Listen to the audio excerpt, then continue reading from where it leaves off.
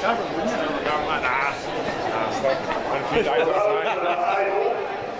to request that all players, officials, spectators be upstanding and remove their hats. She has been Australian national anthem.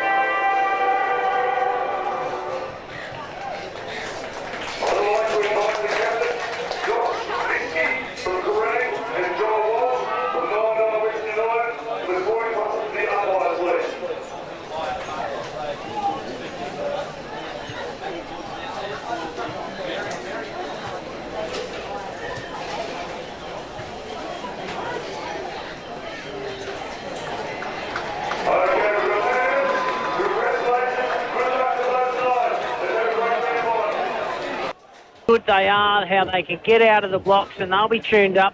But for United, if they can be with them at quarter time, then they will certainly be right in the game. Stewie, what is important that they use the ball well here, because I've seen already in the earlier games, it is very much late, right to left of that outer end. Yeah, it certainly is, Noel. Yeah, they've just got to lower their eyes and just make sure of their possessions both by hand and foot, and get off to a good start. Kick the goal, kick it hard, kick it through the... Through the footy. Kick to the right-hand side goalpost to that McKellen Street end a little bit, if you can. Just a little bit. And Shane, importantly, don't get caught on the outside. Right over that other side of the ground, that's a big loss for the United side if it's out there. Yeah, it is. They need to make use of this win to start with, United, and they were very good last week in that regard, Noel. When they had their opportunities to score with the advantage, they made the most of it, but they're going to have to do it straight up today. Matty, I don't think there's too much there. Kerang will go corridor footy. They'll bite it off. Oh, they certainly will. But this is going to be an exciting grand final. If both sides play to their maximum, this is exciting. Both sides do take the game on. The best way to win a game of footy is actually go through the middle of the ground and kick goals, and Kerang like to do that as well too. And they're a bit smaller up forward as well too, so they need the ball moved in there quickly. For our listeners at home, it was each of two here. Two going for Kerang, two going for the United combination. Kerang have broken up already, and Glenn Stewart compliments of Mawson's Concrete. United still in their little huddle, just a last-minute word or two. Yeah, I think there are a couple of blokes there, Nick O'Neill obviously, really addressing the players there, probably Joel Walsh as well. But, they're in the huddle for a long period of time. They're just breaking up now. Don't you expect that Larkins and Lang will do the ruck work initially? Certainly Lang will. Do you think Larkins will go in, or will they change that up already? Oh, I think certainly initially he will. He'll start in the ruck, but I'd expect to see Erlinson play a little bit through there today. I think that actually worked pretty well last week up against the Mallee Eagles, two ruckmen last Saturday. The two of them are swapping, and I think that's where Erlinson plays his best footy in many respects. He's good on the ball, he's physical, he gets around, and I think he'll be able to match it with Lang, because whatever United do, they have to go with Lang, because he is their key player for them. If he is able to give that midfield silver service today like he does, then Kerang will win. To me, like O'Neill's going to load forward, so they've gone relatively big down there. Have the Demons with Erlinson, etc. First quarter about to get underway. The umpire's just surveying the scene, making sure the big crowd is back. Shane Fleming to get us underway. Blue Sky, Outdoor Expert Scoreboard. Grand Final is underway for 2024. So will Kerang send off Troy Coates with one last win, or will United break a 23-year drought? We'll find out 2.5 hours' time as O'Shannessy has the possession. He hasn't lost it. Stripped from him, Utica. That's Jordan He comes off the bottom of the pack, and it will be a ball up in the middle of the ground. Lang and Larkins doing the ruck work. Umpire lets it go. Kelly overruns it. Comes out the back. Bingham with a handball off to Sterling. Off half back for United. Long kick up towards half forward. Leading back in the chase is Brad Pay. Has time. Picks it up around the corner. Not the best of kicks, however. It's out of bounds on the full. The first blemish of the afternoon, and it'll be Ethan Curran to bring the ball back into play. Well, he had Hunter on the inside, but obviously couldn't see him. He was heading towards the boundary. That was the kick deep. Big fist over the back. Lovely defensive play here by Kerang. Sees the ball thumped over the line and out of bounds. So players just getting deep here for Kerang. Certainly Ross is one of those. Will he take all the way back to full back? He's not at the moment, waiting for the boundary throw. He's picked up Erlinson the way I see it at the moment. So Grenfell out of the ruck, takes it, throws it on the boot, can't find the goals. Sean Hunter back there, he's bumped off the ball, goes again. Hunter, good handball over the top, just sits out in front of Brad Pay. Does it sit for him? It does, but he's wrapped up by Bingham, slung into the ground. Now the quick kick across the face of goal. It's marked by Ethan Curran, and he's marked 40 metres out, directly in front of goal for United. Good play there by the United forwards, Flemo there. I mean, they made it hard for the Kerang to get that out of defence. First it was Hunter, then Brad Pay, but, they were able to put a bit of pressure on that kick, and then United were able to win it and took the bit off as well, too. They kicked in the middle of the ground as well. A bit dangerous, but came off all right. And it's going to be an important aspect of their game this afternoon, especially with the three key forwards. They're going to have to put pressure on at ground level when it comes. But Curran, he kicked 6 last week, and he's got the first for United this afternoon. They're on the board, 1 straight 6. Kerang yet to score 2 minutes into the first term of the grand final, and that's on the Blue Sky Outdoor Expert scoreboard. A very gutsy mark, and that's a contender for the Swan Hill and the higher mark of the day, I thought. And then just a beautiful kick. He just kicked through the football and it went back over the umpire's head for the first or opening goal. United seem to have settled. I know it's very early, but they seem to have settled okay. No clear ascendancy out of the middle. Sterling off the back of the pack across half back. Good play. Yeah, good play. Got the ball wide. Back in the middle. Lang gets across the line first. Oh, big leap. Back to double-hander by Larkins. Sharked off, though, by Kelly. Marty, his kick. Speaking of Jade Sterling, he takes the resultant mark. Cross half back. Quick hands to Utica. Jordan has to go back in towards the centre of the ground. Looks for and finds Saville, the ever-dangerous, in fact, ever-reliable Ethan Saville. So Saville now on the centre wicket area. Oh, kicked into the man on the mark. Should nearly be a free kick there for high contact. It will be. It'll go the way of Tyson Klingon. So the Kerang able to hold the Demons up in the middle of the ground. Klingon goes long inside 50. Won't find the target there in Kennedy. He's first back thread goal right there with him. Wants the boundary. Keeps it in, does he? He doesn't. Goes over for a boundary throw-in. Probably disappointing result there for United. I mean, they took the ball through the middle of the ground. Ethan Saville took that mark, and but then to get the ball smothered like that and give away a free kick, disappointing for them. Joel Campbell was a long way up the ground. I thought there was a bit of danger coming there. Big tackle. I took them on Utica. He's on absolutely great teamwork here. Double teaming by the Kerang side. Saw the one in front, went the shirt front, missed, and then a tackle came from behind. A big tackle by Josh Nitsky. Nitsky, seasoned performer, has a shot on goal. Or we wanted to give it to Pay. Says, no, I'll take the shot. Josh Nitsky, can he even the ledger? Will kick from inside 50 with the football. Will waves the ball around, kicks it. The breeze is going to bring it across. Goal umpire hits the post. There's that little breeze we were talking about. It is United 1 straight, Kerang 1 behind. Blue Sky Outdoor Expert scoreboard. So let off there for the Demons. As Nitsky with Kerang's first shot at goal misses. As Daniels, that's Corey with the kick-in duties. Runs his full measure, goes long in the direction of Erlinson, who battled against Lang. In the end, spoiled away by Jardine. Probably should have marked. Now comes to Bolton. Little handball over the top to Thompson. The Demons are away and running. Grenfell one out in the pocket. Goes over his head, unfortunately. Tracks it back. Can't quite keep it in. Well, he does in the end, but falls to Dibsdale, who comes out wide and finds a teammate for the Blues, who looks to centre quickly and finds Josh Hahn at centre half back. Gillingham it was on the outer side, gives it to Hahn, comes inboard, looks for Jesse Clark, who can come a little wider, looks for Ross.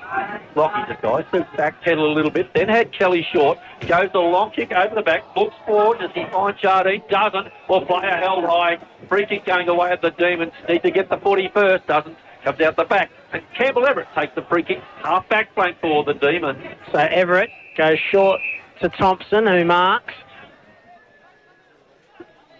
So Max Thompson now goes long, down the line, not locked to kick to, goes in the direction of Larkin, front position, Ross. Takes an early contender for the Swan Hill higher mark of the day at half-back for the Blues. Ross, half-back flank, surveys the scene, goes across, finds Pace. Pace says no, it has to be play on because it didn't carry. Then the kick is down the ground now. Sean Hunter's short. I think the Blues are going to have to go down the line, have the football in front of them, tries to lower the eyes. Numbers back off, lovely mark, and that is another contender, Lockie Ross. Takes the mark, true centre wing. Gets down the ground, has a good look with the kick. It's a shocker. Comes straight to Corey Daniels playing in front. As a good defender does take the mark. Up back flank for the Demons. So do the Demons go back down the line, or they look to switch and come back through the corridor? Well, centering ball finds Jordan Utica, who marks, still at half-back. He wants to come through the corridor, go short to Ethan Curran, who was excellent last week in the preliminary final. Prepared to run too, Curran, isn't he? He is. Comes short to Campbell, and they come wide out towards the interchange benches to Daniels, who now goes long down the line, pulls the trigger. Erlinson probably could have marked that, didn't, though. Lets it get over the back. I think he lost it in the sun, Pomo. I think he was looking up for it and just couldn't see it with the sun in his eyes. Yeah, that's how it looked up here too, Matty. Good observation. He sort of threw the head back and said to say, well, I've lost it. And the ball's gone over the line and out of bounds. Boundary umpire about 25 out from the Demons' goal. Throws the ball, throws it a long way in. Catches everybody by surprise. Comes out the back of the pack. Not able to get onto it. The Demons forward. The ball in under. Umpire will be called on. Does, just as Bolton had the footy in his hand. And the Demons, just inside their 50, have an opportunity. 7 minutes gone in the first term here of the grand final. It's United. 1 straight 6 leading Kerang, 1 behind as off hands now. Bolton at the back of the pack, wrapped up in another strong tackle. Goes to ground. And we will have a ball up 50 metres out from United's goal, almost directly in front. As Larkins and Lang again. Lang with the tap, gets it over the back. Clark going the other way, though. Oh, went with the soccer, did Hunter, but didn't make connection. Falls now to O'Neill. Little handball over the top, gets it to Gallo, who wheels around, goes long with a shot at goal, but it's hit the post and through for another minor score. 1-1-7 United. Kerang 1 straight behind. And that is on the Blue Sky Outdoor Expert scoreboard. Demons going a little shorter up forward already there, Matt. Yeah, they certainly are. Alex has come off for a bit of a rest there. Obviously, he can't spend the whole game on the bench, so on the ground. Oh, tackle shot. The kick on goal. Going to miss here. Minor score coming up for Maxie Thompson and the Demons. The kick in was a little wayward. I thought top one a little bit high, the Blues defender, but the umpire said no, play on. Move along, United. 1-2-8. Lead Kerang, 1 behind. 8 minutes gone, first quarter. Blue Sky Outdoor Expert scoreboard. So Pay short to Gillingham in the pocket, who goes short to Clark at half-back. And those three gentlemen we've called a lot over the years, and they've waxed lyrical. They've done so once more as goes to Josh Hahn at half-back for the Blues, who eventually pulls the trigger, goes long, looking for Lang. Can't take the mark. Does the roving, though. Gets the handball off to Gillingham, left it behind. Now Larkins picked up by Kelly. No one able to take clean possession, and we will have a ball up centre wing, far side of the ground, with United leading by 7 points. Big crowd, lots of colour. Umpires going at it. Free kick going the way of the Demons. Well, there you go. Nick Lang thought it was his, but it's going the way of the Demons through Blake Larkins, who unloads with a kick deep into the forward line. Players descend. Now the ball has hit the turf here. Pace behind. Caught out. Player coming through with Gallo. Just carries the top of him. Jesse Kelly gets in. He has to kick under pressure. Does. Kicks to the boundary line. Over the line. And out of bounds on the full. And the free kick will go the way on the outer side there to Jordan Utica, who has been busy for the Demons. Came in with a little bit of an injury concern, but started really well. Certainly has. Found plenty of the ball. An early contender for the Cadenas Mechanical and 4x4 best on ground is Utica inside 50. Finds Riley Daniels. Does he keep it in? He does. Ooh, lucky. So taking the mark just inside the field of play. And Riley Daniels, it'll be a tough kick from that pocket. I reckon he'll pick it. There you go. All the big boys wanted it long. He dropped in short. So the Danny O'Brien pocket, that will be for this afternoon, as kick forward from Daniels, centering ball at the top of the goal square, off hands. It won't matter. It'll be a free kick. Disadvantage. Get paid. It does. And it's a goal to United through Dom Gallo. So the Demons get the second. They go to 2-2-14. They lead Kerang one straight behind, 10 minutes into the first term on the Blue Sky Outdoor Expert scoreboard. We talked about it before the game about how it would be a hot start, and it's been a very contested footy as well too. But both sides have stood up very well. I think United probably have had the run of the grain a little bit as well too. The ball's been out in the open, and they've just showed their leg speed as well too. That situation there, Grenfell was able to bring the ball to ground from that. Riley Daniels kicked it forward, and then the United small people swooped onto it and kicked the goal. Now, be able to get absolute clear ascendancy here out of the middle. Comes to Nitsky, gets on the end of it, kicks across the body, out very wide. Looks for the run, not able to find yet Jensen, who had the footy front, dispossessed beautifully over the back by Walsh. Scholl goes the 1-2, tucks the footy under the arm. He's going to look long. He should look long, because the deep lead into the forward pocket by Brandon Grenfell. Oh, terrific coordination. Great footy, great footy. Back half and forward half, sync as one. And coming off the back half there, Joel Walsh had a good long look, saw the lead by Grenfell, just lobbed it out wide for him. And it's that extra 10 metres, isn't it, that Joel's able to get all the time. And Grenfell knew that, and he knew where to run and find space. Grenfell, no run around today, straight shot at goal. Bends it, the goal umpire will come right across, it will stay in the field of play, has minor score, and it is United, 2 goals, 3-15, leading Kerang, 1 behind on the Blue Sky Outdoor Expert scoreboard. Earlier today, the Colts went the way of the Lake Bogus side. The Colts went the way of Swan Hill, and the reserves went the way of the Mallee Eagles. So Kerang bring the ball back into play. Gillingham kick those sharks by Thompson. Goes back inside 50 and spots up Gallo. Clever play there from United. Maxie Thompson reading the play. And he's taken the intercept mark at half forward, turned around and spotted up Gallo straight away. And I think that was just through the speed of the United players as well too. They were able to cover off those free Kerang players, and they forced a mistake. Max Thompson, as you said, was able to get in the road of it and intercept. Well, they had 3 kicks to get it to Gillingham. Really, they were hemmed into that pocket where Kerang is. Gallo now shot on goal. It's offline across the face. Another miss for the Demons. They go to 2-4-16. They lead Kerang 1 straight behind. But we said this a couple of weeks ago in the semi-final. You have to make your chances or take them when you get it against Kerang. 2 goals 4 should be 4-2 for mine, Stewie. Yeah, it certainly should be. Absolutely. Kick comes wide, off the hands of the pack, close to the boundary line on the outside. The speed, the leg speed of the Demons really showing up here as they hold the ball in or push it back. Umpire not able to either see it or call it. And I tell you what, Lucas Utica is filthy. He got up and knows he had hand in the back of the central umpire, called for a ball up. Demons on their 50, ever so close to goal. So centre half forward position. Lang with the tap down, gets it over the top of the pack. And held off the ball there was White. Umpire lets it go. Big tackle there on Nitsky by Erlinson. And we'll get another ball up, still at half forward for United. 55 metres from their goal. They lead by 15 points the early stages in this first term. Erlinson takes it away from the ruck contest, holding the ball, said the umpire. It'll be a free kick going the way of Kerang and Jesse Clark. Absolutely. Now, this is where the Blues are falling down. These little passes just haven't been able to hit targets. If they have, they've been under pressure and not able to get any run and carry. So it's the Blues take the mark out of side, come back inboard to Jesse Clark. So again, no forward territory necessarily. Maybe on this occasion they do. They find Cody Makeham, who wants to go the burst, not able to do so. Demons covering off beautifully. Kick goes deep, covers the pack, and it's stayed in the field of play. I think of that, heavy side, gets back, plays on, kick into the forward line. He does go short, finds Riley Kitchum too far out to score, goes into the pocket, finds Purcell, who marks over in front of the Leisure Centre. So about 40 metres from home, hard against the boundary, wants to pass it off. But in order to do that, he needs a teammate to present, and they're not prepared to do that at the moment. So Purcell, he's going to sit it up to the top of the square. Lang's there with Walsh, but Lang outmarks him.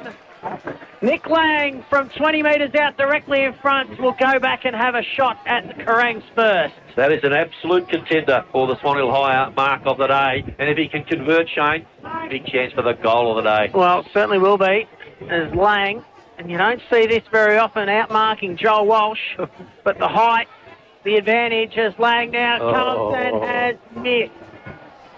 So from 25 metres out directly in front, a goal goes begging for the Blues. 2-4-16 United. Kerang 2 straight behinds. 14, nearly 15 minutes into the first term on the Blue Sky Outdoor Expert scoreboard. If ever a bloke was nervous coming in there, Matt, it was him. It certainly was, and he looked like it as well too. Probably never looked like he was going to kick that one. Speaking of kicking, Walsh gets it on the outside to one of the burst players, Charlie Bolt.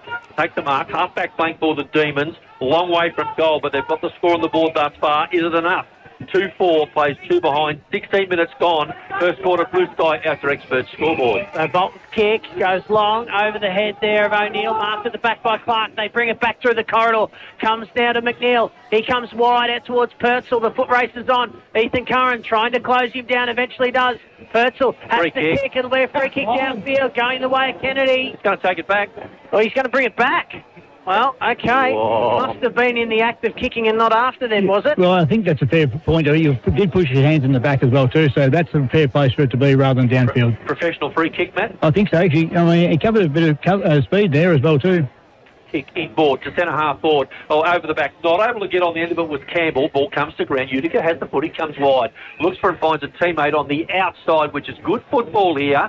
Whoa! The goal kicker from earlier on has the footy deep in the back pocket, kicks long down the ground. I speak of Ethan Curran. He does, goes towards Riley Daniels. He can't mark, had Jesse Clark for company, and the ball eventually spills out and over the line for a boundary thrown just quickly around the grounds thanks to Macca's Swan Hill. Grand final in the A-grade, Lake Boga 4 leading Swan Hill 2. We are underway 5 minutes into the first term. Quick observation there, boys. That kick seemed to travel a long way. Compliments of Borsons on the boundary. Yeah, it certainly did, Noel. So, yeah, maybe the breeze has picked up a little bit for going down towards the hospital end. At the back of the pack, it was Gallo who had the footy. Dispossessed, though, by the big fella, if you don't mind, in Nick Lang for the Blues. But it's the Demons. Run across half back. Again, it's Walsh. This one, a shocker. Comes into the forward line. Well, a kick out of the air by Sean Hunter. Sees the ball come forward. But again, the Demons, they seem to have an extra player across half back because, again, the link-up is on. They get it through the middle. It comes to Erlinson. The dangerous Erlinson lowers his eyes. Or the target was there in Grenfell. Not able to get to him. The umpire says what? Dropping the footy. Yeah, good tackle. Big tackle applied by O'Neill. Free kick going the way of he. As the Blues tried to burst through, not able to do so. This is a very, very telling shot at goal. Yeah, I was just going to say that. He really got to drill this one. 2 goals, 4 plays, 2 behind. United lead on the Blue Sky Outdoor Expert scoreboard. 2024 grand final there to be won. It's been a really competitive season. This will be a flag for the ages. O'Neill kick. Poked, and missed the lot. No, he snuck it in from behind. Oh, Shane shakes the head. United 2-5. Correct, 2 behind. With a bit of a breeze, but not a lot. Well, at the moment, neither team really making the most of their opportunities as Pay brings the ball back into play, goes short to Clark. And he looks to go across to the opposite pocket to Ross, who marks, immediately plays on. Runs his full measure, goes long down the line looking for McNeil. Good effort from him. Off hands, though. And it's over for a boundary throw in. Jaden Sterling with the spoil at half forward. I think Jared Skinner just upsetting a couple of the Kerang blokes. A little bit of physical play there. They were talking about where they're going after the game. I think that was all it was. That's, of course, what it would be. And I think Sean Hunter may... Free kick behind the play. He'll go the way of... Is it going for him or against him? No, it's against him. It'll go to Riley Daniels. Hunter and Daniels were getting into it behind play. And Sean Hunter just getting a little bit high there on Daniels. And the umpire was right there and spotted the whole thing. Well, that's one that Skinner was pushing and shoving earlier on, was Hunter. And Skinner took off across the ground to cover the play. And then, of course, jumping in the middle, Riley Daniels.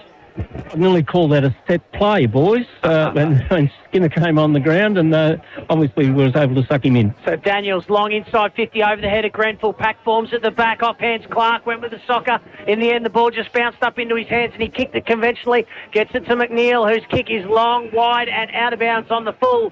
And it will be coming straight back inside 50 thanks to Corey Daniels. In fact, no, he goes short to Dom Gallo. Gallo with the footy.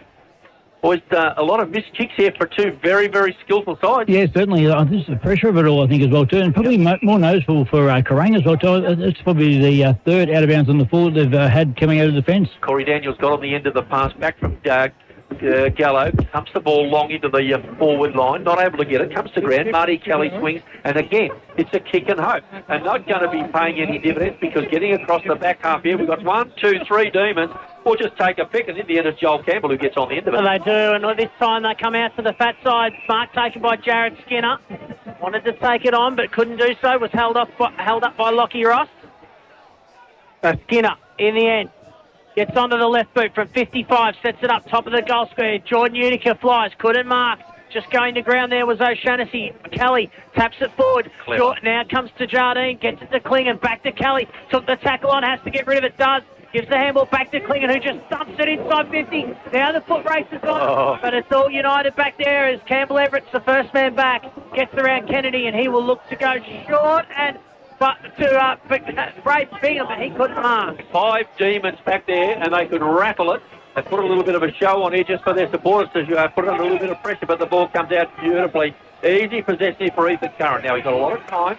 He can settle. He can lower his eyes. Careful. Don't want to have it down the ground. Big fella for Redford comes out. Got 2 hands to it. Off the hands over the line and out of bounds. Boundary umpire called into play. We are about 25 metres around. United deep into attack again, making all the forward play. When it's the Blues go forward, there's nobody, absolutely nobody across the half-forward line. So the Demons leading by 15 points here as we approach time on. In fact, we've gone into time on in the first term as it's off hands now. Comes to Baird, who's high up and under kick. It's marked by Max Thompson. Now will that be 50?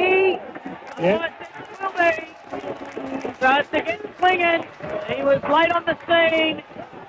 Thompson took the mark and then was stumped afterwards. And he will go all the way towards the goal square and looks to kick United's third of the game. I'm not sure there was a lot in it from Owen Noel. I just think he felt the contact, he went down, and the umpires are up to them as well too. They've got to make the decision, so probably good work there by Max Thompson. As long as they keep consistency in the game, I don't have a problem with it. So Thompson, 20 metres out on about a 45-degree angle. Not the easiest kick, but he's made it work. And United 3-5-23. They've blown out to a 21-point lead. At late stages of this first term, Kerang 2 straight behinds, and that is on the Blue Sky Outdoor Expert scoreboard. And we're probably seeing in this first quarter here the speed of the United. We just saw there Kerang were going to their forward line as well too, kicked it to no one. United were able to then switch the play as well too, and then just use pace to get the ball into their forward line.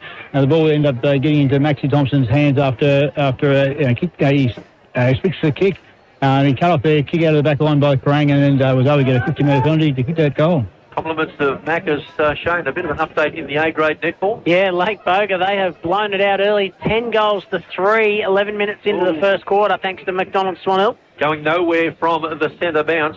Having looked forward, Josh Hahn gone forward for the Blues, also Tyson Klingon. So a bit of a mismatch because certainly the Demons have gone tall. The Blues not so from the ruck work. We've moved forward, or a free kick going the way of the Demons, diving in hard at the back of the pack. Getting a good run with the umpires at the moment, the D's. Well, they're putting themselves... Well, they're putting themselves in front position. Yeah, absolutely. Utica goes wide, looks for and finds Corey Daniels outside centre wing. So Daniels marks, he goes short, finds Gallo, centre wing, far side of the ground, called to play on now. Goes by hand to Daniels, 1-2 with Gallo, gets it back eventually. Now goes long, dumps it in, 1-on-1. Grenfell against Dibstar, getting back there in time, was paid, front on contact, no, said the umpire, lets it go, probably a good call. And eventually, though, the clearing kick has been marked by Daniels. How many of these boys intercept marks? Daniels goes along with the kick, deep into the forward line, big push. The players are called to play on. The ball comes wide. Pay, can he get on the end of the handball? He can't at the moment. Walsh has gone deep, really deep.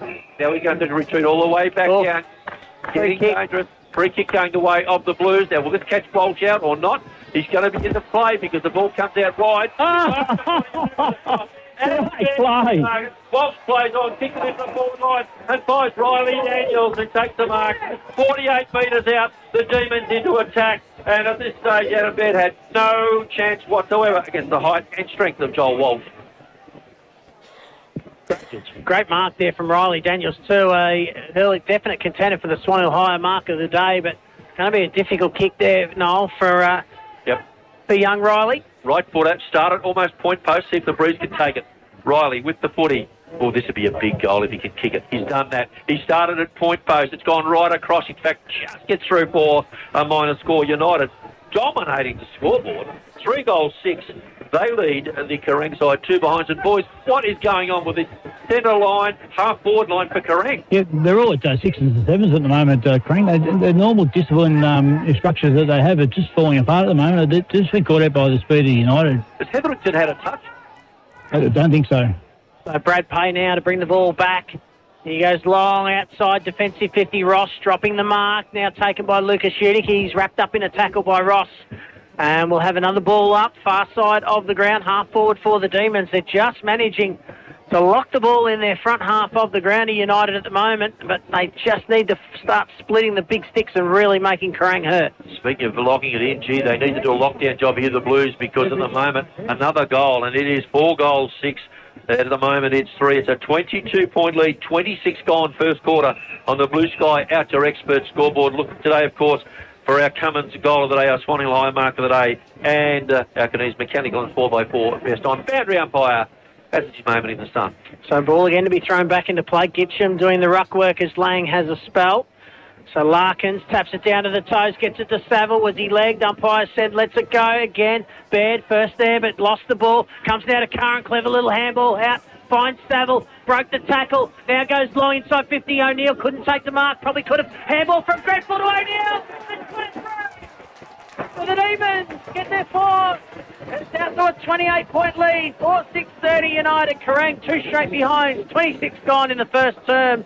And that is on the Blue Sky Outdoor Expert scoreboard. And that was all because of the ruck work there by Blake Larkins there against Riley Gitcham, who wasn't still too strong. He got the ball out to Saville out to Ethan Curran, and just quick hands as well too. Got the ball into the forward line there. The 3 big blokes, Erlinson, Grenfell and Nick O'Neill, all competed the footy. And in the end, it was Nick O'Neill who got the handball out and kicked a good goal. It's like they're falling off the face of the earth when they go forward here, Kerang. They cannot get it, and certainly the Demons, it's just falling into their forward line, and they are using the ball relatively well. I won't say really well, relatively well. Free kick out of the centre. Here we go. A chance for the Blues. Can they get a mark in forward? Of course they can't. They've got no numbers back, and a tip-in mark taken across half-back for the Demons, coming through beautifully. Sterling with the footy, wants to come wide, does. We'll look for Joel Campbell. Now he's called to go back. Kick over his mark. That gives surely the Blues a chance to man up. And Shane to give us a quick around the grounds in the A-grade netball. Yeah, it is quarter time, and Swan Hill fighting back. 10 goals, Blake Boga. They lead Swan Hill by 3-7. As sorry, Jesse mate. Clark with a big fly and taking a Swan Hill higher mark of the day, contender to Clark. In between wing and half forward. One-hander, ripper. So Clark now, one of the Blues veterans, going for his 9th flag, if you can believe that, this afternoon. Goes short, finds Gillingham, who marks. Oh, they need a goal. They need one quick. This is the Blues. Gillingham with the footy outer side. Unloads. Oh, kick and hope. Big hope. Nobody can able to get on the back of that. In fact, it's the defenders out the back for the Demons. Top one high. Big call. Correct call. Went to ground a little bit, but free kick out the back. Waits to Sterling. And there's the siren to end it the first quarter. And it's a big quarter for United. They kicked 4 goals, 6, all the attacking. United 4-6, Kerang 2 behind. 28-point lead to the Demons.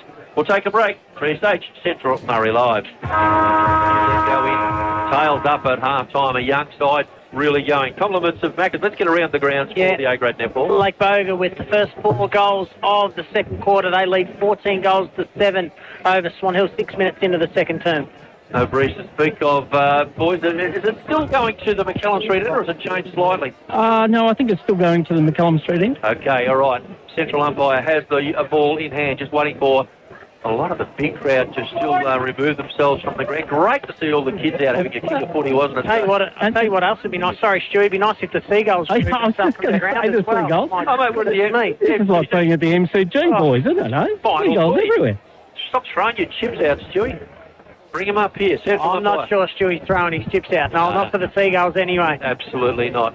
Let's have a bit of a look. Umpires right. Yep, Grenfell starting deep. Second quarter. Everest Count scoreboard, 28-point lead to the Demons. And we're underway. Lang gets it to Netsky, who just throws it on the boot. Quick kick forward. Now leading back in the chase. O'Shaughnessy gets around Jardine. Now O'Shaughnessy up towards half forward. Finds Erlinson, but just goes over his head. Can't take the mark. Ross at the back. Spots up Lang. He quickly gives the handball off to Kelly, running past. Inside 50, much better from the Blues. Good contest there between Everett and Kennedy. Kennedy, clever hands to Kelly. Kelly with a shot on goal for the Blues. Offline and through for a minor score. Their 3rd blemish of the afternoon.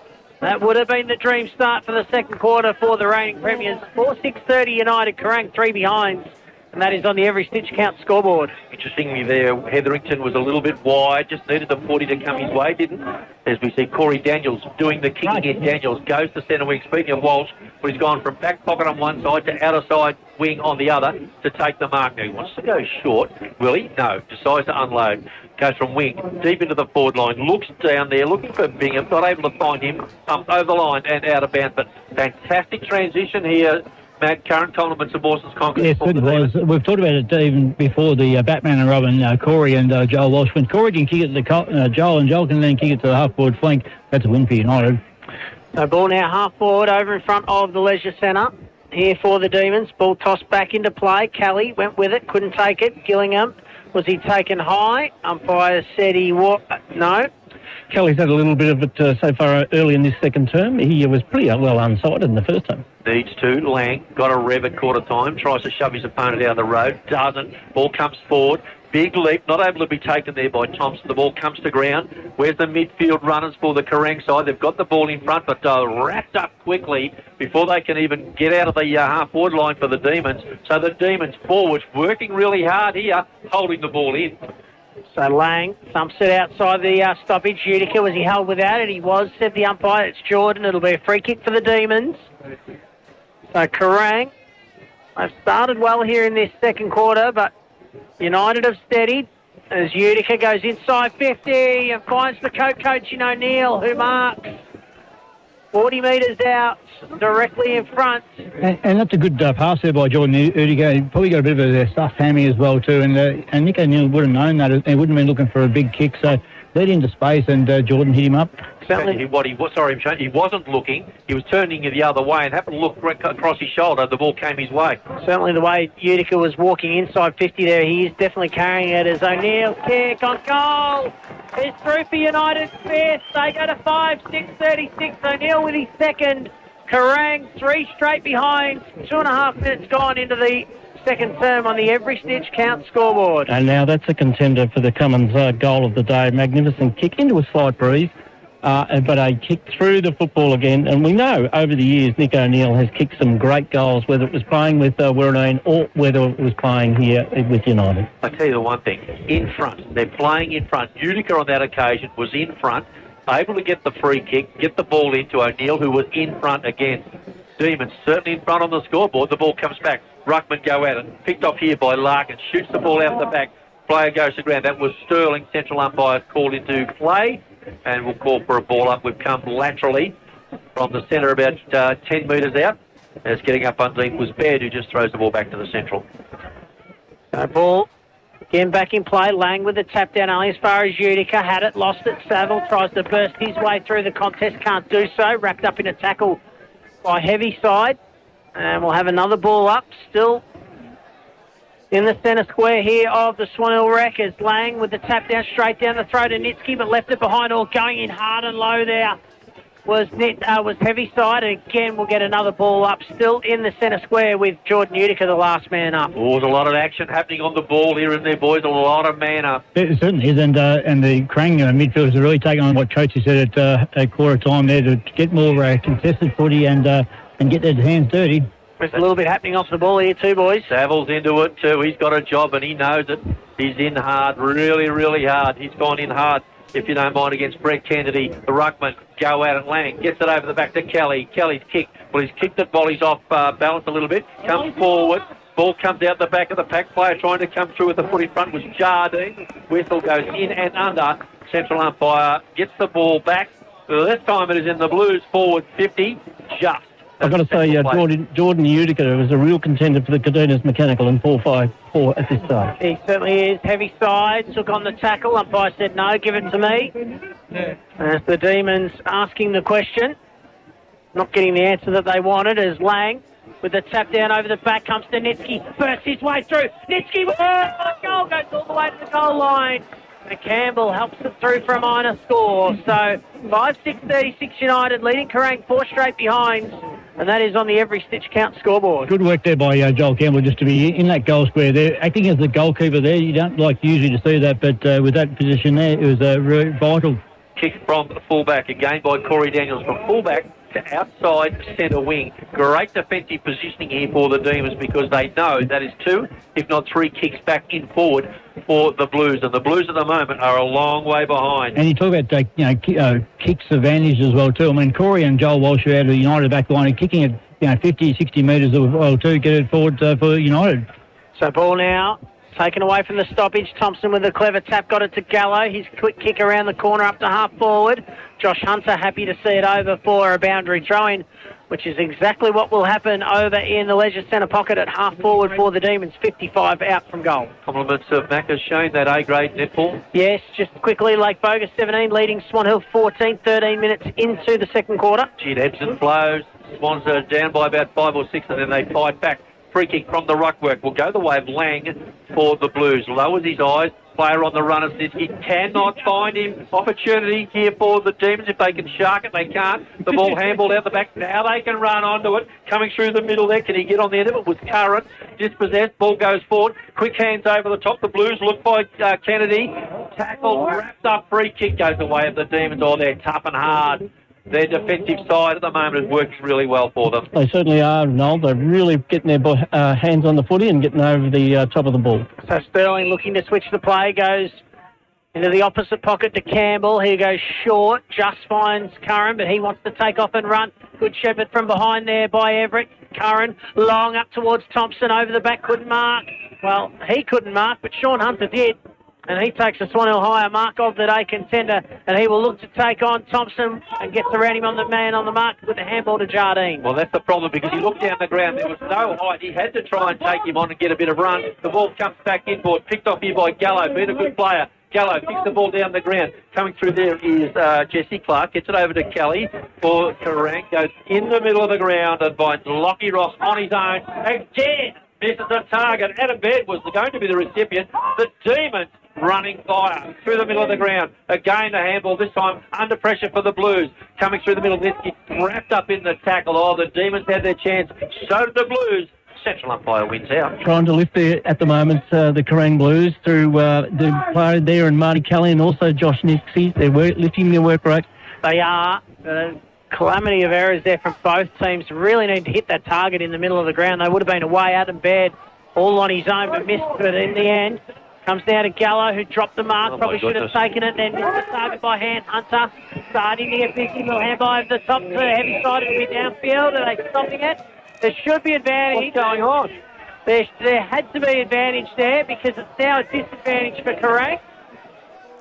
So Hunter was held off the ball. Will be downfield. I think he's playing 50 metres. I don't know. I don't understand this one, but he's gone 50 metres down the ground. He's trying to explain it to Sterling. Yeah, I'm not sure that's the case. I mean, it's either down the foot. It's not a 50 metre. It should be down the field or a free kick back there, one of the two.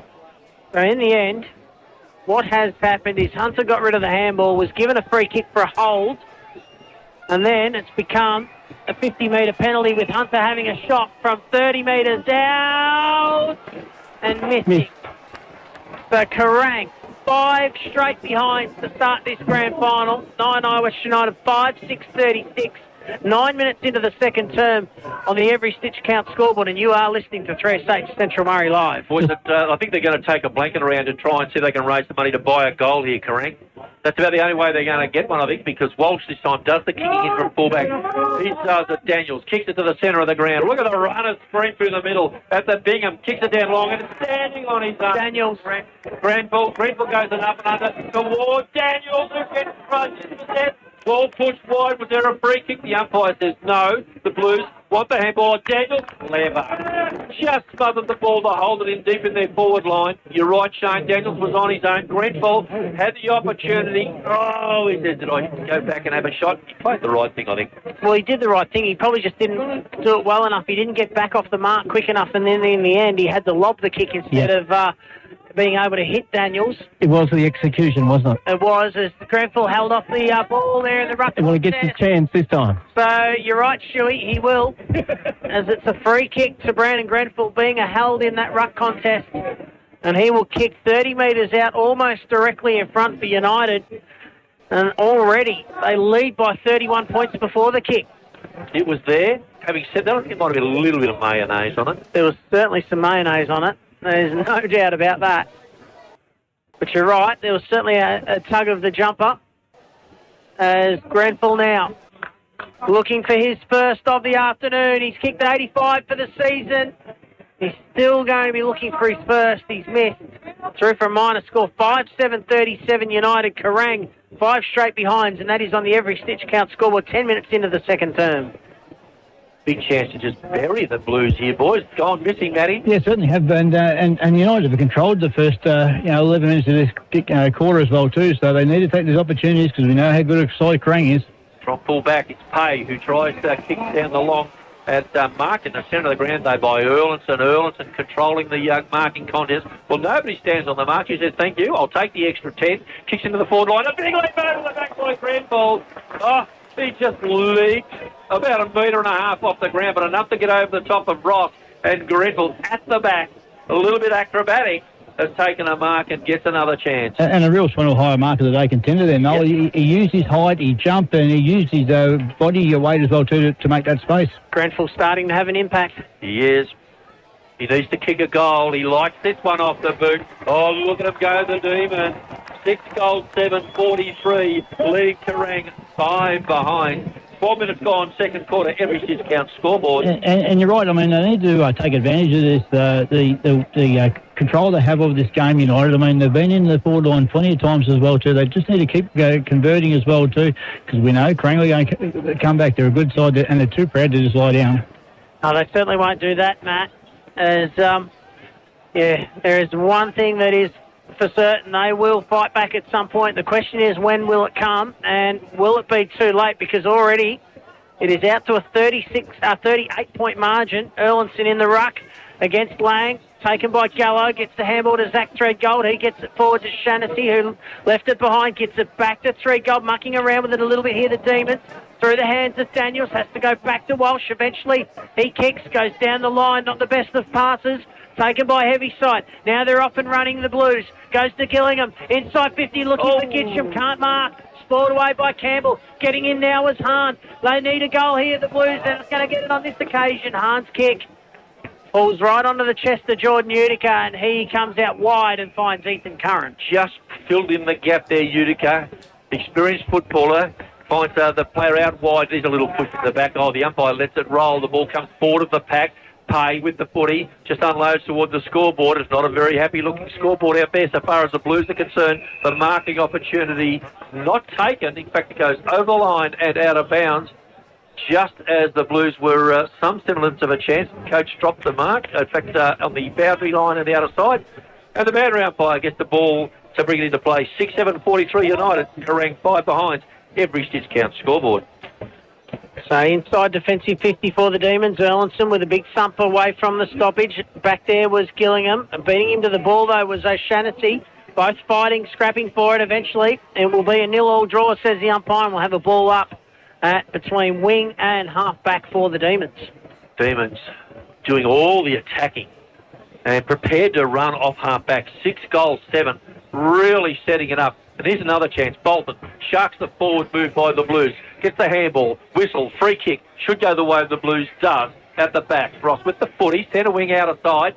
Wants some movement forward of the football. None forthcoming. Or had to in the end go short. Looks for a teammate down the ground. Mark taken in the middle there by Gitcham for the Blues. He's got a player wide. Will he decide to use him? He does. Comes out wide. Finds Josh Hahn. Hahn inside 50. Long kick looking for Kennedy. Can't mark.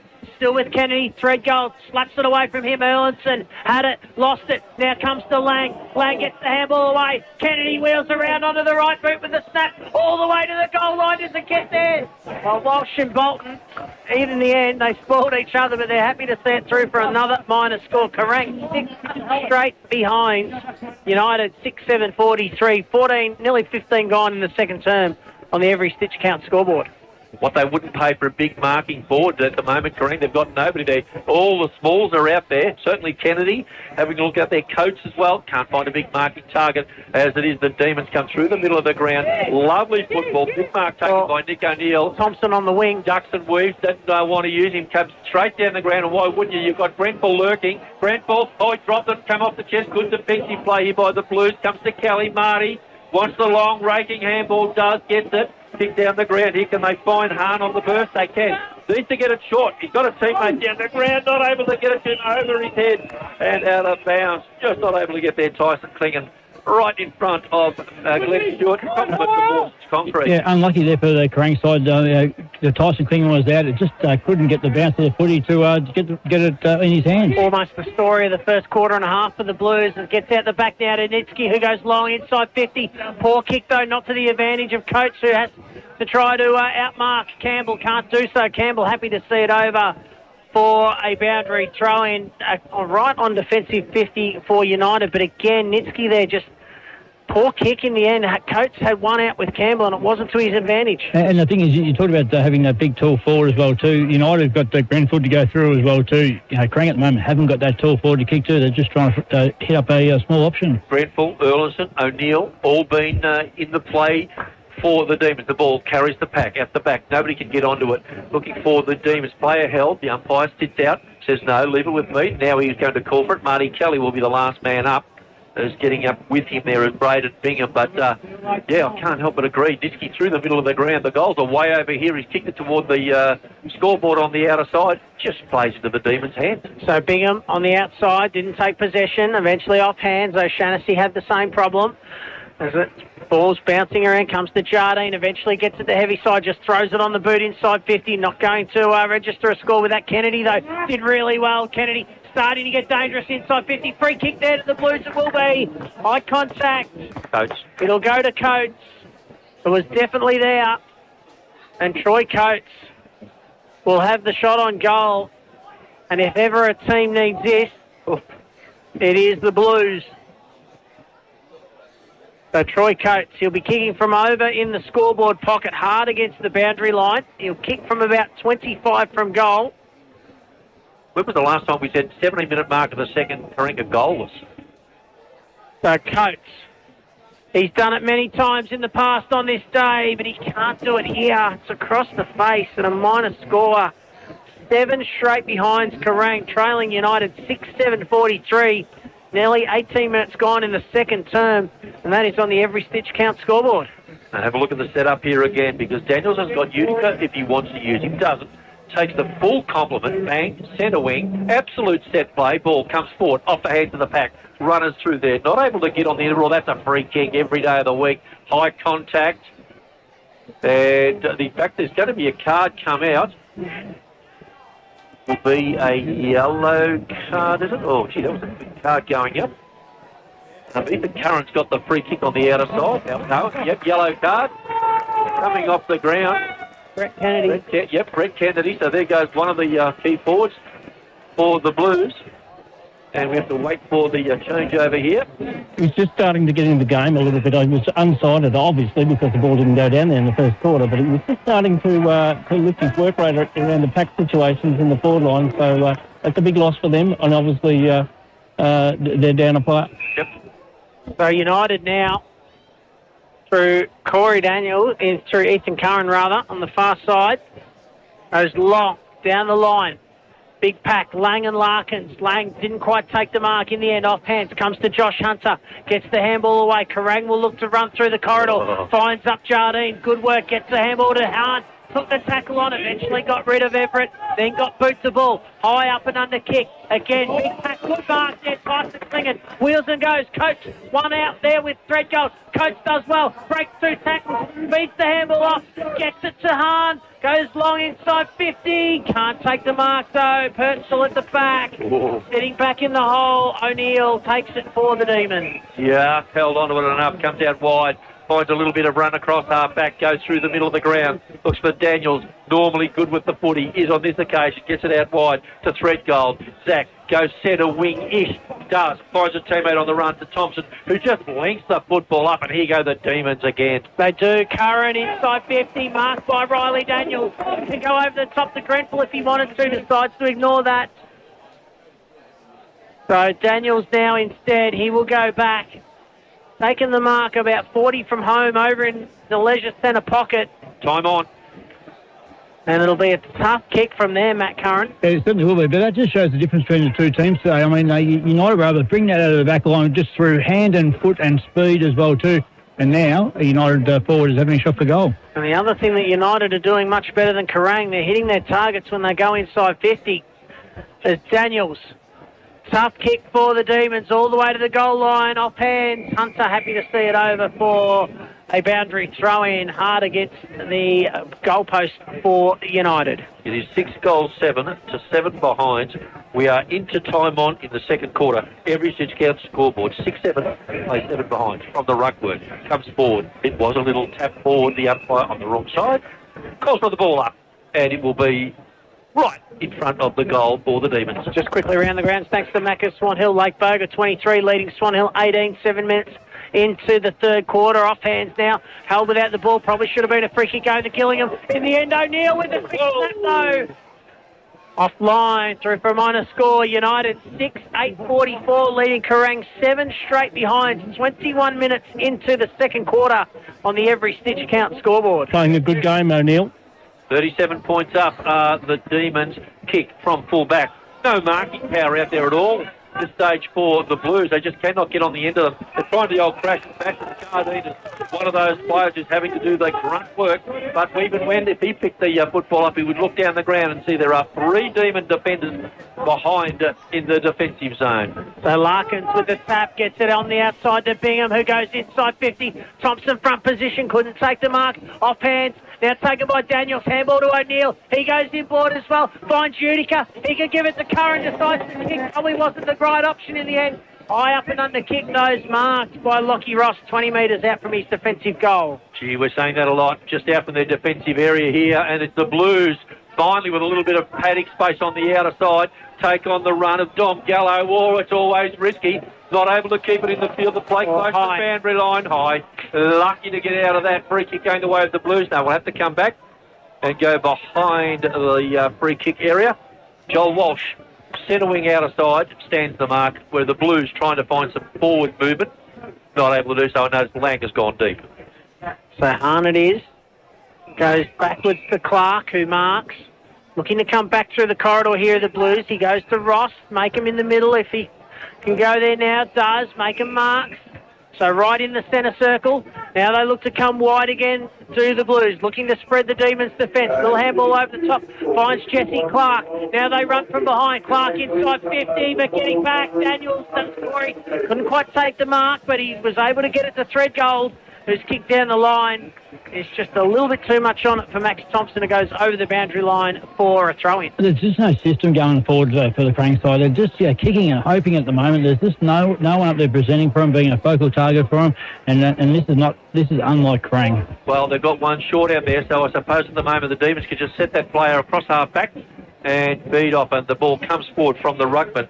Not able to get it clearly was Larkin. Central umpire will be called into play.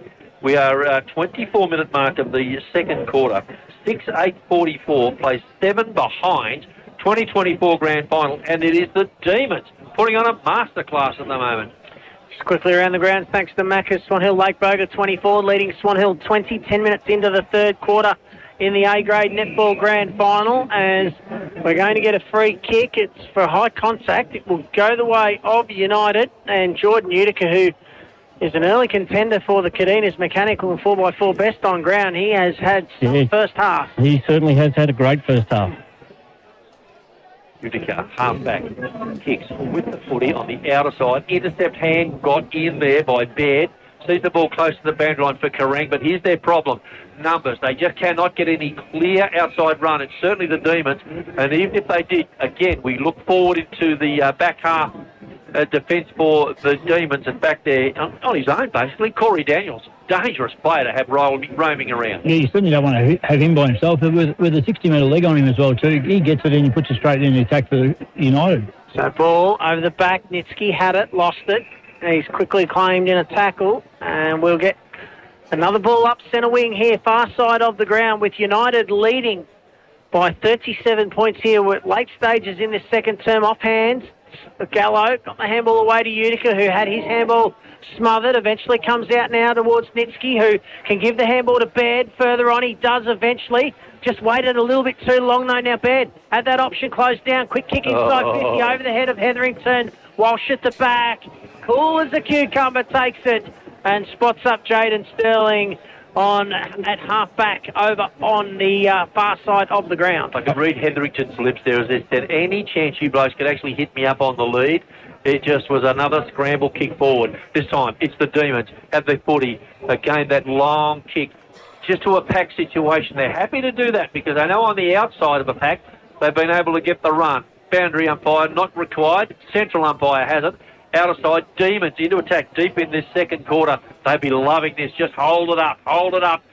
Strangle the Blues forward line. They're doing that. The kick goes forward. There's Hetherington. Again, the ball, a kick up and under. Not able to get on the end of it. Coming through the middle, the Demons kicking to the forward line. Again, the second grab. We take it not.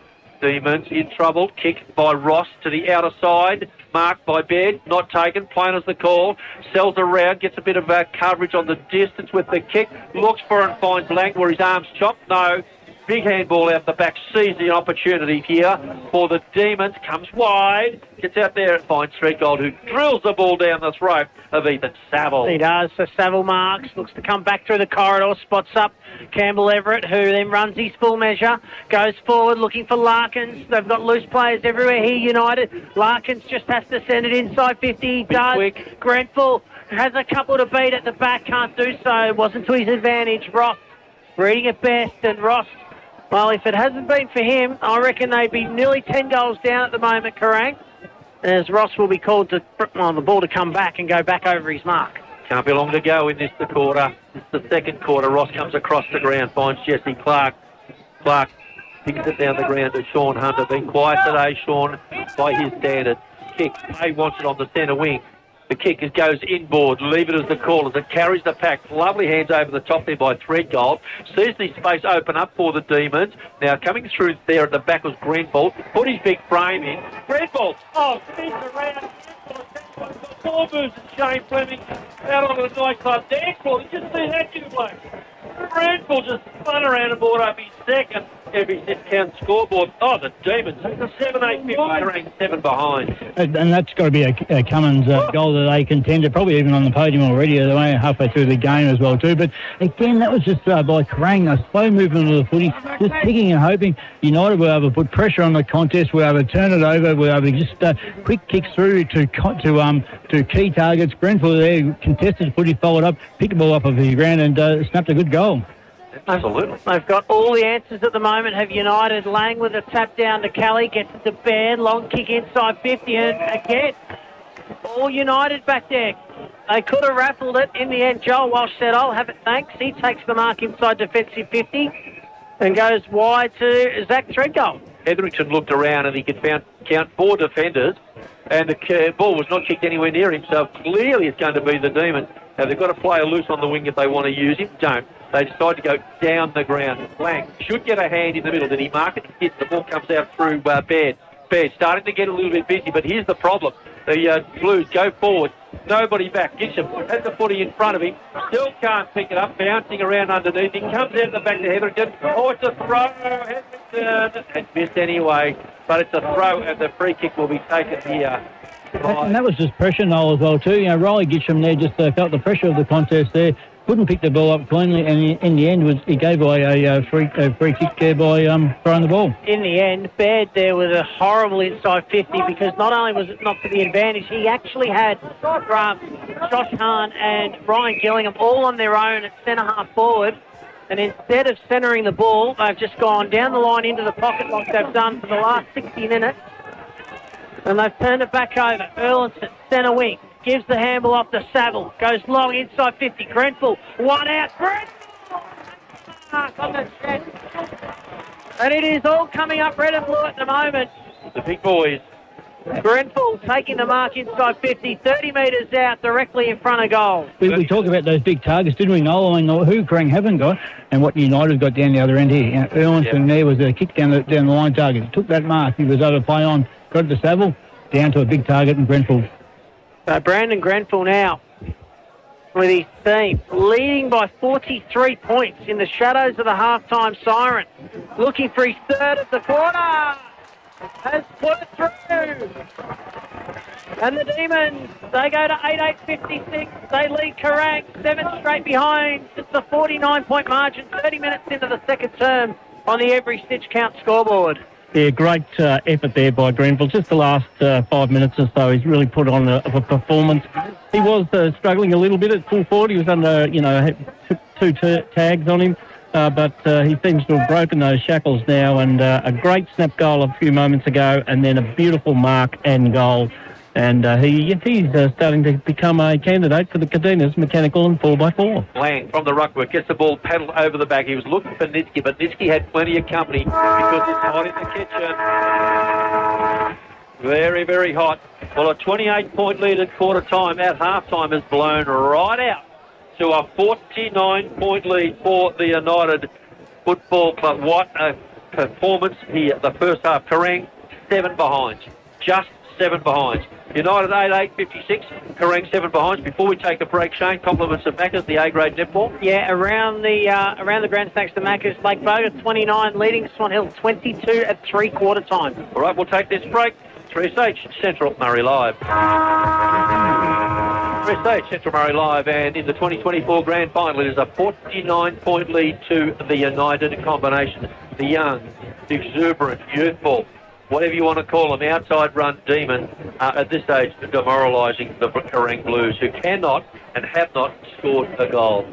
Third quarter coming up, Houston Club Resort. You'll love relaxing by the mighty Murray River.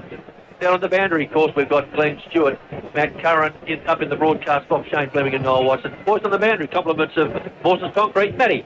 I thought you were talking about Stewie's private sponsor, the Houston Club. So, but look, it's been a really amazing first half here. I mean, we've all expected Kerang to come out and be so consistent, so disciplined, and really be the team to beat.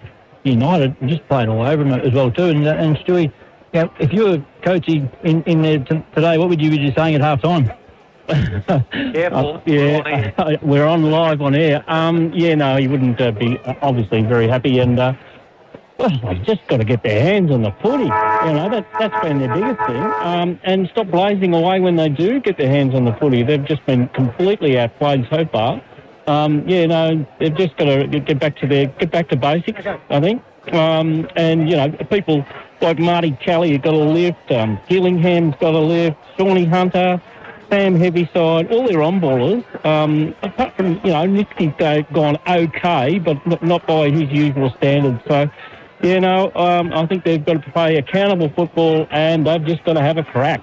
Kerang, Shane, just doesn't look like the Kerang of 2024 to me. That looks like their finals flat or something. Well, look, and you're probably right, Noel. They've only played one game in the last 28 days.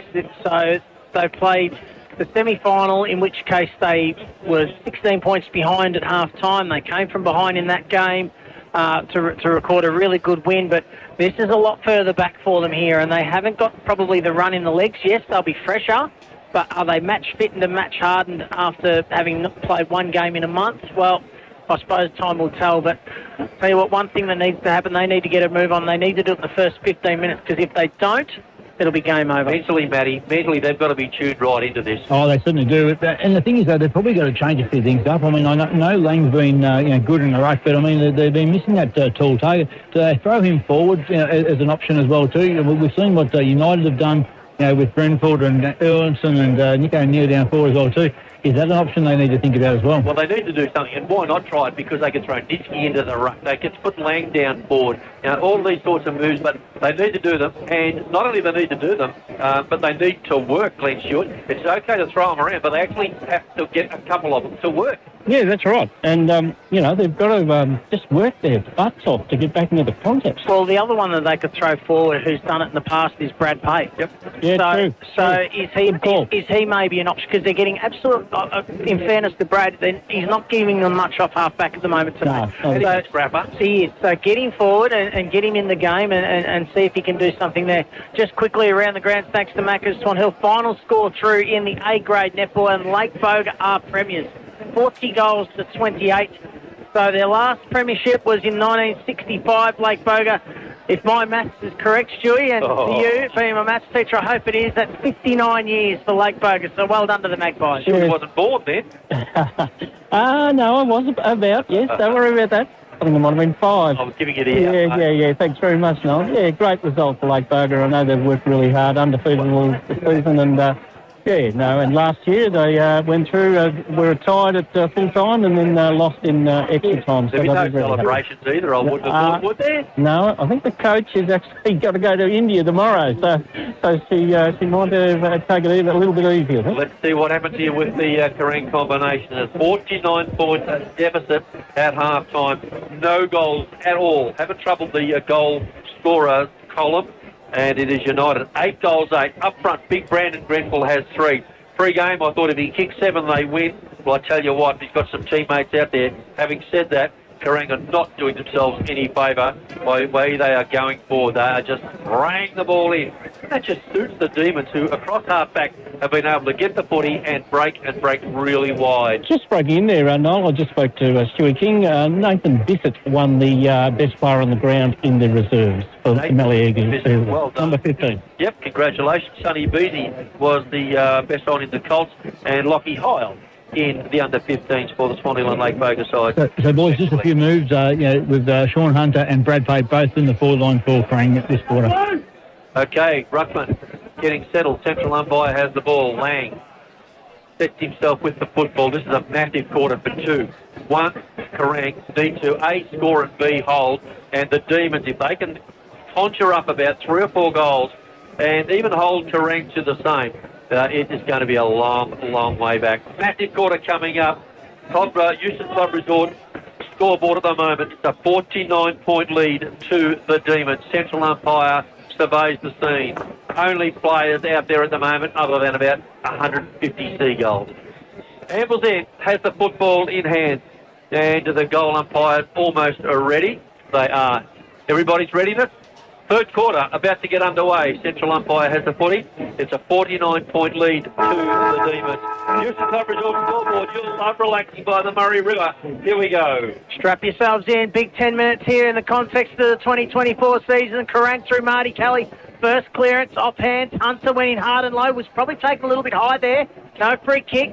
Up the handball forward to Kelly, who just couldn't quite get on the end of it. Now Everett just hacks it forward for the Demons. Gets it up towards wing, but can't find a teammate. Eventually comes to Clark. He goes long inside 50. Walsh sitting back there. Takes good the mark. So Joel Walsh, ever reliable in defence for the Demons, takes the intercept mark. In front of Brad Pay. Takes the kick to Walsh. Goes wide. Massive leap on the outer side. Free kick. It will go the way of the Blues. Non-realistic attempt or a shepherd, whichever you want. And the ruckman has the football, and that's Lang. Nick unloads the centre-half forward. That won't help his forwards. Oh, going in really hard. Spread goals. Will he get up underneath? He will. The kick comes wide. A chance for the Demons. A diving attempt. No, not needed. Zach O'Shaughnessy lost the speed. Gets on the end of it. Kicks it deep towards the centre line. Big fist over the back of the ball. Goes forward from Hahn. The Demons come out the back of it. Not able to get it there. Called for... not holding the ball. A Kerang player down after that marking contest as well too. I mean, Fred Gold was one who came back into the contest, but it was a Kerang player down. Diddydale, yeah. Out of side, players being stopped. So Shane, just again compliments to Mac as that final score in the A-grade netball. Yeah, Lake Boga 40 have defeated Swan Hill 28. So the Magpies premiers in the A-grade in season 2024. Their first A-grade premiership since 1965, so a long time between drinks for the Magpie faithful, as Dibsdale is now on his feet and making his way off the ground. Or not. Perhaps, No, maybe. Winded. So we're going to get play underway. As back here, it's half forward for the Kerang side as Saville takes it, just throws it on the boot. Coming the other way was Ellenson, got a bad bounce. Ross, who was pretty good in the first half, just kicks them inside 50, but sitting behind the play is Daniels, who takes the mark. Double teaming because Daniels was there and Walsh was able to provide a little bit of space for him. Speaking of space, Ethan Curran has plenty on the outer side. Just easily picks the football up, comes back inboard to the hard-working, hard-running Walsh, who kicks from half-back to the centre of the ground, well-weighted, over the head of O'Shaughnessy. A chance for Blake. Gets the handball over the top. Now, this is the Blues' chance through Marty Kelly. Needs to find a target on up and under. Goodness me, Brad Pay, Dibsdale, they're all going to get swamped here. Oh, the ball comes forward of the pack. Fortuitously bounces for Nitzke. Josh Nitzke. Shot on goal, Nitzke. The Blues are on the board. Josh Nitzke. First goal for the Kerang side. Desperately needed. 3 minutes in. Yeah, United, 8-8-56, Kerang, 1-7-13. Houston Club Resort scoreboard, Stewie. Yeah, it certainly was. Good work by Marty Kelly here. A little bit of confusion there across half back by the Demons defenders. Yeah, good goal. Obviously, they needed that goal. Let's see if they can now get a run of goals. Like about 6. Yes. So back in the middle, 421. Josh Netsky. He will be in there along with Kelly and Heavyside. So they've got all the big hitters to the Blues, along with Nick Lang, who taps it down, tries to get it to Kelly, who goes over his head, coming the other way. Lucas Utica wanted a free kick, won't get it. And it'll be a ball up still inside the centre square. I'm thinking predictability here. Becoming very predictable here. Lang just pushes it wide. The Blues get their extra player back. Coming back onto the ground there is Kennedy, so full complement. A chance for him on this side if he wants it, can't get it. Kicked out wide. Player in the middle, I think it's Bed. Cop one in that ruck work. The ball comes with the Blues on the outer side, ducking, weaving. Finally a lowering of the eyes. Kicked it inboard, looks for Hunter. Oh, just beautifully at the back there by Daniels, who just dribbles it through the middle. Put for the big ruckman, dropped what he should have taken. A chance for the Blues to recover. Diving forward, not able to get it. The Blues come out the back. Good football here by Jesse Clark. So Clark gets to Klingon. He goes inside 50. Kennedy the target. Right there with him was 3 goal to free kick. Go the way of 3 goal against Kennedy for a hold. Absolutely. As Adam Baird coming from the field in a little bit of discomfort as the mark is taken for the Demons by Jordan Utica in the back pocket. Major contender, isn't he, Utica, for our Cadiz Mechanical and 4x4 best on. The ball held in play. Coming through there was Lang. Lifted his ratings. He's kicked an absolute Barry Crocker. Goes over the line. Out of bounds. Was out of bounds before that, was it? Yeah, out of bounds up on the half-forward flank. Okay. Would have thought if it was there, it would have been out on the full because he marked it, but perhaps touched. The boundary umpire will be brought into play. So at the moment, Kerang have a major. Took them a while. In fact, 2.5 minutes into the third quarter. It's United 8-8, leading Kerang 1-7. So ball now to be tossed back into play. Lang and Larkins. Larkins been really good this afternoon. We said that was going to be a big duel between the two ruckmen. As Lang's Clever. impact has been nullified somewhat as Bigham from the back goes long inside 50 for the Demons. Josh Hunter couldn't mark, did the roving, but his kick has been marked instead for United by Utica. He goes in by Bingham rather. He goes inside 50. O'Neill couldn't take the mark. Lets it go. Handball to Gillingham. Handball forward to Kelly. He goes up towards half forward. At the back, Hunter. Can't quite take the mark. Oh, met there by 3 goals. Everett up with 16. Umpire says, give it to me. We'll have a ball up and all of a Free sudden, kick. Free this kick. game has lifted. It'll be a free kick, I think, to Sean Hunter, who's the antagonist early, but Matty, as often happens, hey, who gets it? It's usually the retaliator who gets pinged, so, yeah, but, I mean, good play by Kerang. They've lifted here in his third quarter. And he leaves it, gets down the ground because he wanted the heavy side to take it, so he can get down and try and take a mark. Ball comes to the ground, not able to get it. The Blues get a kick out of the pack. On marked here, though, by Joel Campbell. Campbell just held his ground. There was heat coming. Now he plays on to the outer side. He does. Gives the handball to Jordan Utica, who wants to come back through the middle. Dangerous, but hits the target there in Campbell Everett, who marks. Everett now plays on. Goes long out towards centre wing. Walsh on the lead. Does it sit for him? It doesn't. Boundary line wins out. We'll have a boundary throw in centre wing on the far side of the ground. Shane, I'll take you back to that, Everett. Every occasion the backman wants to run on. He could have just gone back and said, he took off, didn't he? Tried to get some advantage, tried to get a bit of run and paid dividends. Yeah, it went out of bounds, but he had Walsh not far away. Ruckman, go at it. The ball comes over the back. Kelly, Marty, gets it. Got a few already in this quarter. Kicks it up and under. Speaking of Walsh, an easy chest mark on the outside. Just reading the play a little bit better at Walsh. No Steady. challenge, really, was it? No, just steady. Kicks it down the ground. Marking contest, middle of the ground. The Blues want it over to Lang. Gives it. Wants to come wide to Gillingham. Oh, Gillingham needs to use it. That's a terrible kick, but it's going to work out in the end. Comes out to Coates. Coates goes the handball back inside the heavy side. Then he got one high to throw. Great decision, Central. Having to go back and take the kick, though, is Liam White. They definitely lifted their work rate, but they had to. Yeah. They need some targets, though, going forward. So White now in defence for the Demons goes wide, finds Jordan Utica, who marks. So Utica now. Play Hang on, it's a call. Called to go long down the line, looking for O'Neill, off hands, and over for a boundary throw in centre wing, far side of the ground once again, with the Demons leading 8-8-56 to Kerang, 1-7-13, 8 minutes into the third term. Of course, you're listening to 3SH Central Murray Live. Gibsdale and Hetherington gone forward for the Blues just to try and give you some marking power. The ball spills out the back. The Blues have an opportunity. Does the ball sit? It does. Picked up on the run. Kicked down the ground. Their marking contest. No. I tell you what, I called him the roadblock earlier in the year, and he's proving it again. Joel Walsh takes yet another mark. Comes wide, looks for it, finds a player of the first, and that's Ethan Curran. Kicked the opening goal. So Walsh starting to get busy here in this third quarter. Didn't have a lot to do in the first half, but Kerang having lifted. So has he, as Curran goes down the line. Unable to mark there with Sterling. Offhand, right. Should be holding the ball, will be. So Kerang, well, heavy side wanted the advantage.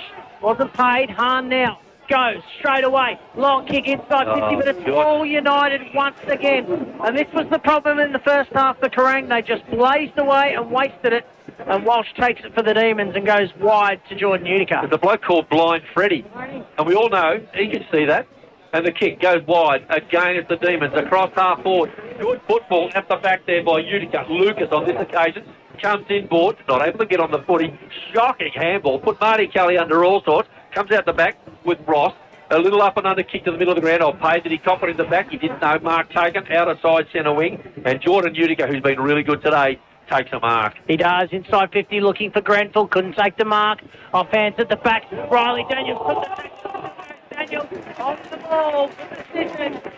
I don't mind him taking them on, though. No, he tried to get through, and he really had to because he had no other option anyway. As Gitcham now takes it for the Blues, and he goes wide and finds a teammate there for Kerang in Makem, who goes long down the line to centre wing. And here's the problem. Long, down the line, straight over the line, out of bounds. 3 Demons, 2 Blues out there, boys. It certainly is. And the thing about it, good comment there from I mean, I'd much rather them take the ball on rather than just cough it up as well too. Get the umpire to pay the free kick. A ball stops as well too. Allowed United then to set up and end up forcing the ball out to a boundary zone. Alex Erlinson calls Nick O'Neill in to do the ruck work because Erlinson was coming in from centre wing, opposite side of the ground. That's our side. From the ruck work, ball goes to ground. Central umpire says, hey, hand it over. It is a big lead here, United. Bottling it up. They'll be lapping this up. 8-8-56. They lead Kerang 1-7-13.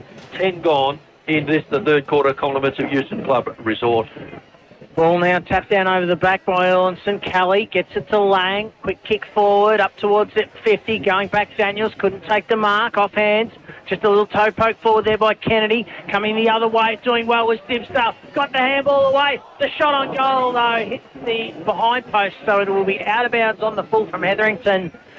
And it will be Joel Walsh to bring it back into play for the Demons. Walsh called to get in beside the behind post.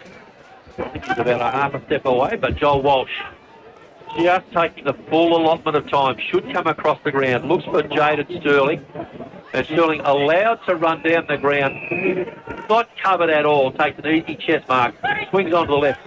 On the defensive side. Kicks to the ground. Oh, Pay. Almost a one-handed spectacular. Campbell comes out the back. Looks for a timeout into Hunter. Gets it over to Clark. Clark, well, he just gets it straight down to the throat of a couple of Demons defenders. Player comes out the back. They take full advantage. The Demons, the ball socket forward. A chance close to the boundary line. Push back inboard. Baird gets a little handball out the back. Comes back. That comes to Sterling, who gives it up and under the Curran. Curran over the line and out of bounds. Finally, something for the Blues to cheer about. But going forward will be Josh Hahn. They've been getting enough of the ball of Kerang, but they're just using it poorly going forward. But if they can find a target here and start to get some momentum going, anything could happen. Baird, long, Lang at the back, couldn't take the mark, off hands. Campbell, last man back there for United. Cool as a kick, gives a handball off to Skinner, who just missed Walsh by hand.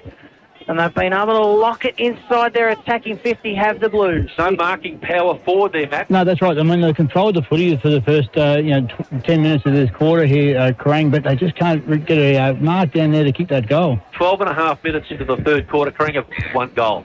And that is really summing it up at the moment. They cannot get a goal.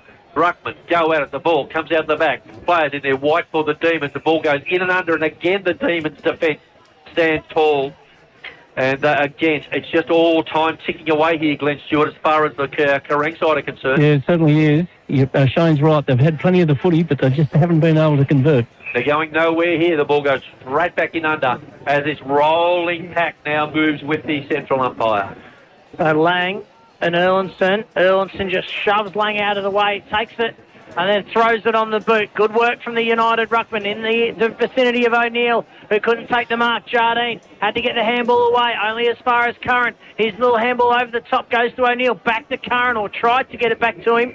But eventually the boundary line will win out, and we will have a throw-in 80 metres around from the Blues attacking goal. Boys on the boundary, compliments of Morse's Concrete on your left-hand side is Kerang. Lots of talk, lots of arm action.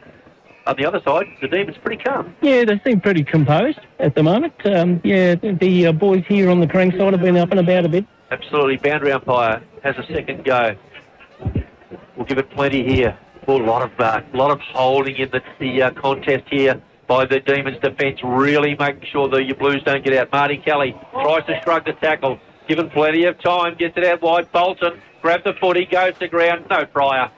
And again, a ball up will take place. It's all time, it's all minutes, it's 14 gone in this, the third quarter. The Euston Club Resort scoreboard, you'll love relaxing by the mighty Murray. So Lang just dumps the ball inside 50, offhands Kelly. Can he keep it in? He can't.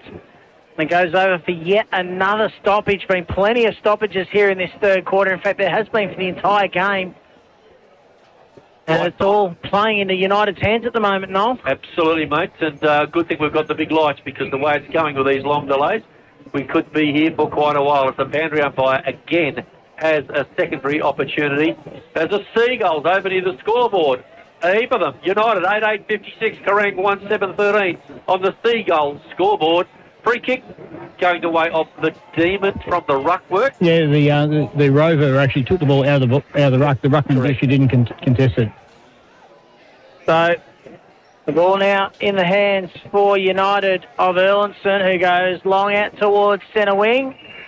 Unable to take the mark is O'Neill. Worked over the boundary line for a throw-in, and it will be once again Nick Lang and Erlandson to do it. United, that ball movement that was so strong, Glenn Stewart, in the first half, it's just disappeared on them. Yes, they're just been fumbling a bit, but obviously Kerang have lifted their intensity around the pack situation, particularly Marty Kelly. Ethan Saville comes back in, and that'll provide some grunt. Speaking of Kelly, tried to go crash through the pack.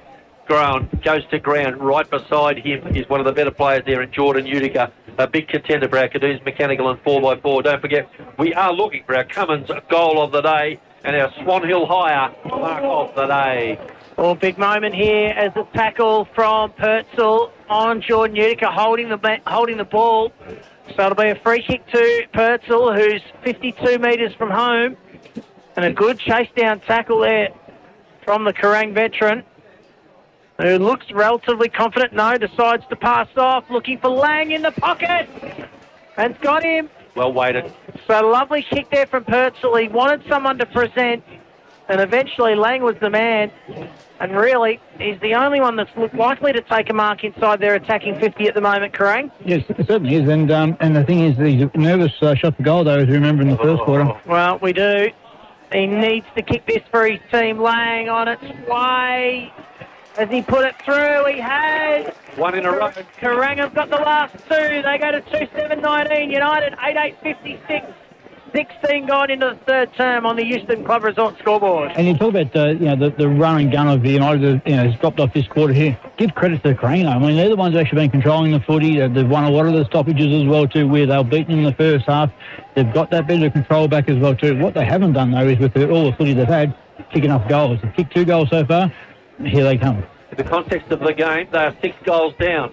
They've only kicked 2, and therein lies the problem. From the ruckwork, Lang shoved out of the road by Erlandson, who just dumps the ball forward. Who gets there first? Bolton, dispossessed. The ball comes out the back. The Blues want a handball. Dropping the body for mine. Big tackle, big call. And Erlandson followed up his ruckwork, gets the free kick and goes bang into the byline. It's a kick and a hope as far as the forwards are concerned, but it doesn't matter because the Demons have got the big... The ball goes to the ground and the central umpire calls for a ball up. O'Neill was down there, Grenfell was down there, and underneath them, Daniels. Good work by Erlandson. So Grenfell doing the ruck work, a little high contact there up there, picked up. Oh, the umpire should have been. Hahn just throws it on the boot, gets it outside defensive 50. Hetherington tracks it towards the boundary line, but can't keep it in. And we will have a boundary thrown between wing and half forward for United on the far side of the ground, with the Demons leading by 37 points as we approach time on in the third quarter. A couple of the players, Kerang, just saying, well, how did you miss that? He did, too late. Ball, centre wing, chance here for Utica, goes to ground. Marty Kelly goes in, dives with another ball up. I would suggest both central umpires in immediate proximity call the same. That means we have a ball up. Basically centre wing, out of side. Scoreboard at the moment, certainly favouring United. 8-8-56, Kerang, 2-7-19, use the Club Resort scoreboard. 19 minutes gone in this, the third quarter.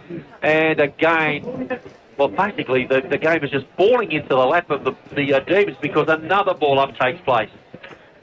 So centre wing, Lang and Erlinson contest it. Utica on the burst, takes possession, then kicks inside 50, looking for O'Neill, juggling it, couldn't take the mark. Hunter right there with him in his back pocket, comes down to Bingham, comes out the back, gets to Thompson, who runs and takes the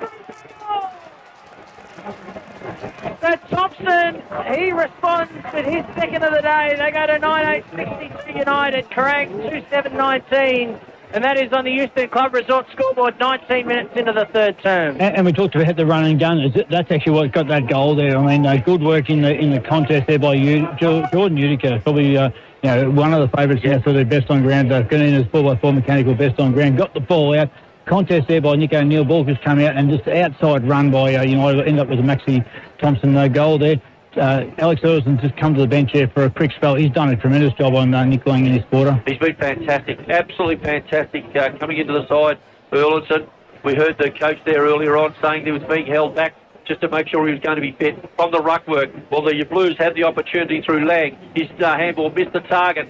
The Demons don't miss. They go forward with it. Play on the outside, dancing back in here as Thompson has the footy, not able to get in under the pack. And the ball goes to ground just as Thompson was on the outside. O'Neill really putting himself in against Jesse Clark. So ball now inside 50 for the Demons. Tapped down, Pay, gone back into defence. Trying to burst through there was O'Neill, couldn't do so. Saville doing likewise. Clever little tap onto the outside there by Klingon. Got it to Nitsky, who put the afterburners on. There goes long down the line. Hunter takes the mark at the back. Wanted to go. Has Kennedy one out in the side forward 50. Just puts it to space. Kennedy leading thread goal in the chase, gets there in time, goes around the corner to the goal square, but getting back is Walsh, who marks at the top of the defensive goal square for the Demons, who have all the answers at the moment. He's like a homing pigeon, isn't he? He just seems to have that innate. Yeah, he's unbelievable. He's brought his own footy to the game, I think. Unbelievable, yep. You're correct there. The ball kicked towards centre wing, bumped over the line by Lockie Ross, just as the Demons were starting to go forward once again. And I tell you what, Joel Walsh really coming into contention for our Cadiz Mechanical and 4x4 best on ground. He's been an absolute leader throughout the season and again today. The ball tossed back into play. Neither ruckman able to contest it as Saville just dumps it forward, coming the other way with Daniel. Big tackle by Brad Pay. Both players head over the footy. Both players wanting it. In the end, it's a 0-0 draw, and we'll get a ball up between wing and half forward for United. Big contest. Ruckman go at it all. Lang, has he got to wrap up? He hasn't. The umpire says play on. Nobody able to go anywhere. Kelly and Utica. They've been at it. Marty Kelly and, of course, Jordan Utica in there for the respective side. Now the ruckman, the ball pushed wide. In there is Gillingham. Good tackle. Not able to get any clear run at it. No prior. And he will take... a bit off behind Marty Kelly. Yeah. Having a bit of a discussion here with Utica. Central umpire says, give me the ball. Now there's a free kick. It's going away off the team. Braden Bingham. So it suggests that the umpire caught on the back end of that. But that's the way it goes. Braden Bingham has the 43 center wing. Look at that down the ground to the forward line now. Umpire has split it. Ross has gone to ground for Kerang. Now the ball comes down the back. Nitsky held, not in possession, will clearly take the free kick. Getting a little heated here. And, the ball's going to go to the back pocket area marked by Jesse Kelly. Ross has got up and wants the ball to be kicked in his direction. It goes down the line looking for Ross. Finds him now. Little handball. This is better from the Blues. Running now is Hahn. Oh, the ball just didn't bounce back for him. It's been the story of their day. Nothing working for them at the moment. Heavy side. Handball over the top. Gets it to Hetherington. Wants to centre it up to Purcell. Goes past him. Gets to Kelly. Kelly with the long shot at goal. Has put it through. The Kerang, 3-7-25, trailing United 9-8-62, 23 gone into the third term on the Euston Club Resort scoreboard. Marty Kelly with his first. Yeah, no, that was great work off half back there by the Kerang side. I just kept working the footy. Eventually it come to Marty Kelly, and you knew when it went into his hands that he was probably going to run into an open goal, and he did from 40 metres. He just used the word run. Finally, a run for the Blues. I know Pay's gone into the middle for them. In there is heavy side, Kelly. They're looking for a clearance. The ball comes out wide. Pay not able to get onto the end of the footy. It goes forward in under the pack. And some of the more senior players for Kerang just getting run over here. The ball gets on the outside. They just haven't been able to keep up. All that goes to ground with the footy, not able to get it. Here's another opportunity out of the middle of the ground. It was Bingham. Kicked it deep. Oh, free kick. Whistle going towards the next ruckman in Grenfell. Oh, the defence for Kerang not happy. But Grenfell pumped the air and said, yeah, there was a little hole in there, surely. And Brandon Grenfell, who has three, will kick on goal directly in front. And that's a big forwards cause as well, too. They caused a bit of panic there. There's a bit of a hold of the jumper, whether it was there or not, but still the umpire saw it and he paid it. Directly in front. Bread and butter. Brandon Grenfell should and does take a lot of time over him. Comes in. Kicked hard. Oh, he's poked at it. He's gone across. In fact, he's gone right across. Goal umpire says it's a miss. It's 9-9, 63 United. Kerang 3-7-25. 25 gone in the third quarter. And I would suggest the Blues need to look at going coast to coast to try and get something back. So let off there for Kerang. Grenfell probably should have kicked that one as Ross now brings the ball back into play. He's been listening to straight up the middle in the direction of Walsh, who couldn't take the mark. Front position. Umpires found, no, they haven't found a free kick. It'll be coming back and be a ball up, but geez, they were red hot on that because it quickly came out of the pack. And Kerang, unlucky because they were off and running. Were they ever? The ruckman go at it. Neither can get it. The ball comes to ground. Player held but not in possession of the footy from the Demons. The umpire was not going to be sucked into that one. We have a look at the half-forward line here for the Blues, and getting down there is Hunter and Pay. Dina Mark, of course, down there as well for them is Kennedy. Ruckman settled. The ball comes wide. Not able to get it out quickly was fair. Players throwing themselves in underneath as Utica gets it. Just a little paddle forward. A paddle enough as the ball comes out looking for the run of Curran. Ethan Curran, long shot. United 9-10, peppering away here, 64 as they did in the first quarter. Kerang 3-7-25. Euston Club Resort scoreboard. So Ross wasting no time, bringing the ball back into play, goes in the direction of Clark, couldn't take the mark. Erlinson gets the handball to Saville. He just throws it on the bounce. It's on its end. Ross rushes it through for another minor score. 9-11-65 United. Kerang 3-7-25, margin 40 points. 26 and a half gone in the third time on the Euston Club Resort scoreboard. Well, it has to be risk and reward footy, and that's what they've been doing. But over what happens with that is that you leave the gate open, and that is what occurs. Brandon Grenfell, on his own as the fullback, tried to get creative, kicked to the outer side, ball went to ground, and Grenfell gets on the end of a little chip shot back in, and will take another shot on goal. Clever footy, Matt. Good contest there by Zach O'Shaughnessy to bring the ball to ground from that long kick out as well too. Then the United blokes at the ground, their speed, picked the ball up, and Dom Gallo lowered his eyes and hit Braden Grenfell out 40 metres out. Brandon Grenfell, see if he learned anything from the last one. He needs to kick hard. Well, he kicked harder at this one, but no straighter. In fact, it's come a little wider, and another minor score. I don't think it's necessarily going to matter, but at the moment, United 9-12. Spraying them around, Kerang 3-7, 28 gone, third quarter. So Hunter plays on from the goal square, had the kick funded by Grenfell. Gets it back though to Hunter, but they've turned it over. Thompson coming the other way, top of the goal square, tried to get it to Grenfell, goes over his head.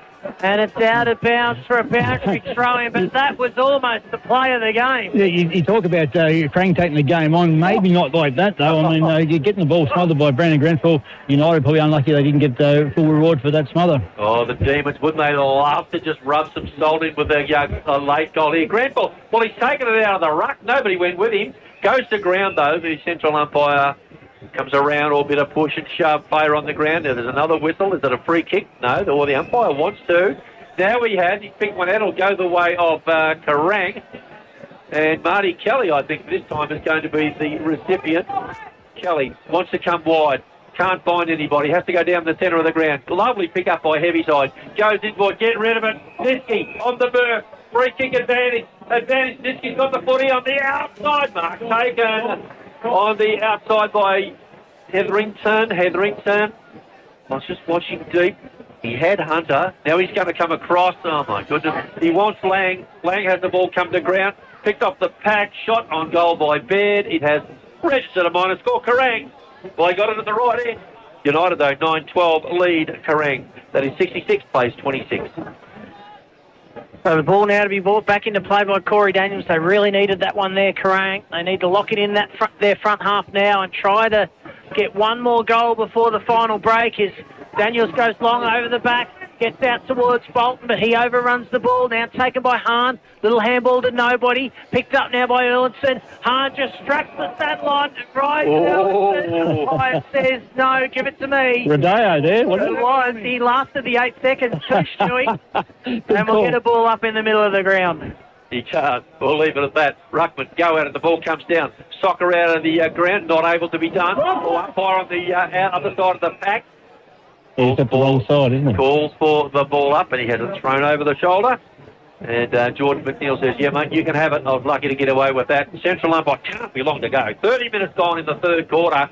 Ruckman go at a free kick. Will have to go the way of Lang. Lang needs to get it quickly into the forward line. They need a mark, and they need it quickly. Doesn't bother. Gets it over to Niski. Niski, we know, can run. Does. What's on the afterburners? Goes outside. 3-on-1 here. The ball carries, whistle, free kick. No, over the line and out of bounds. The target was Brett Kennedy, besieged by defenders. Sees the ball over the line, out of bounds. Deep in the forward pocket here for Kerang. Hasn't been there often today. United 9-12-66. 40-point leaders over Kerang 3-8-26. The ball tossed back into play. Umpires found a free kick. It'll go the way of United. And it'll be coming back here to Corey Daniels. Matt Curran, thanks to Mawson's Concrete. I'll tell you what, one player that's... In fact, it won't be Corey Daniels. Nope. It'll eventually go to Corey Daniels because that's where the kick goes. But one player that's been pretty good this afternoon, Zach Threadgold, done a really good job on Brett Kennedy. He certainly has. Actually, the back six has done a really good job, United. I mean, they know how dangerous Kerang have been. Just covered him and forced him to kick Paulie into the forward line. Kick across the ground was aiming for Campbell Everett, but Sean Hunter quick over the ground, just got a hand on it, saw the ball over the line and out of bounds. Kerang into attack, but they need to be quick. 31 gone. Lang held. Play on is the call. The ball comes out the back. Speaking of that player, and he kicks it forward. That is Kennedy. No mark taken. Or is it? Yes, it is. That's a contender. He's a big contender. Playing on quickly is Hunter. Smothered off the side of the boot. A chance for Baird to run on it. Who's got the leg?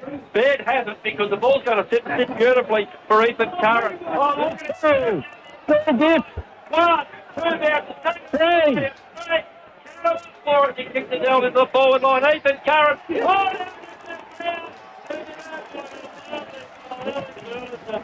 We'll put down to Alex.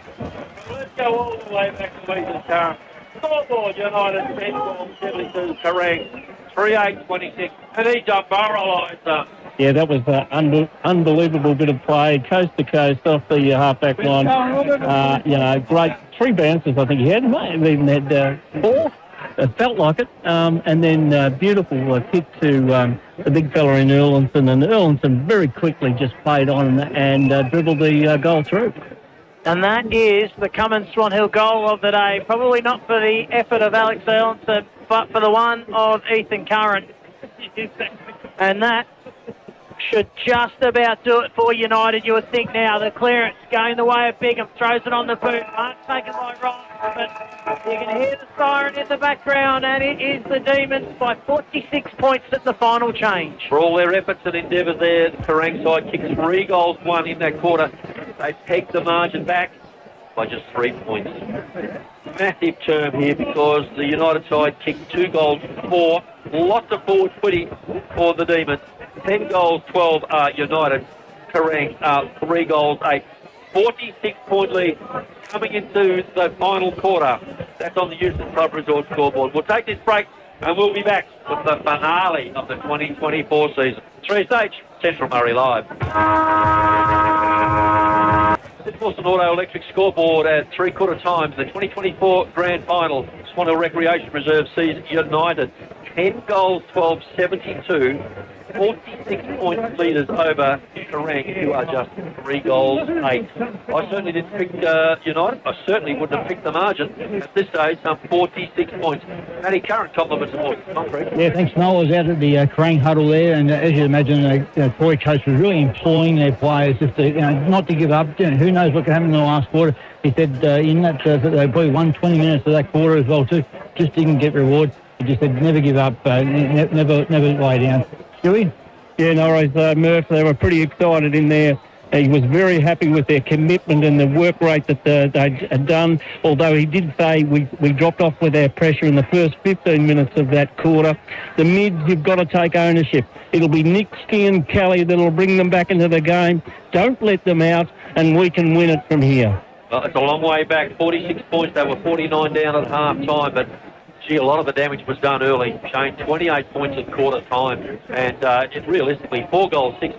Could well have been 7-1 or 2, couldn't it? Well, it could have been. And the fact that Kerang didn't kick a goal until 3 minutes into the third quarter in the game as well. I mean, that's just it right there. And you need a pretty special effort to come back from that. If anyone's capable of doing it, is Kerang. And we've seen them do it countless times. But at the moment, a 46-point deficit. And you would think that United, they have one hand on the cup at this point. They might as well load up in the forward line, the Blues, and try and win it, because saving it is not an option. It's a grand final. Dibsdale's gone forward. Down there with him is Hetherington. Hayes deep forward as well. Here's Kennedy. But this is a problem. They have to get clear ascendancy out of the centre, Matt.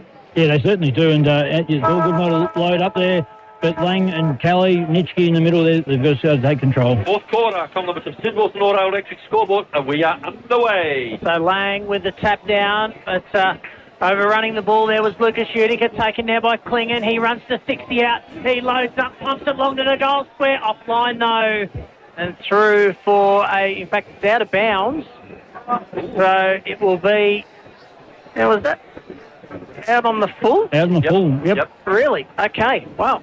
It'll be a free kick to the Demons, and it'll be Campbell Everett to bring it back into play. That's the difference, isn't it? The Blues go forward deep like that. They cannot find a mark anywhere in their forward line. Haven't done all day. Unless, of course, it's been the big ruckman whose battle is you-know-what out.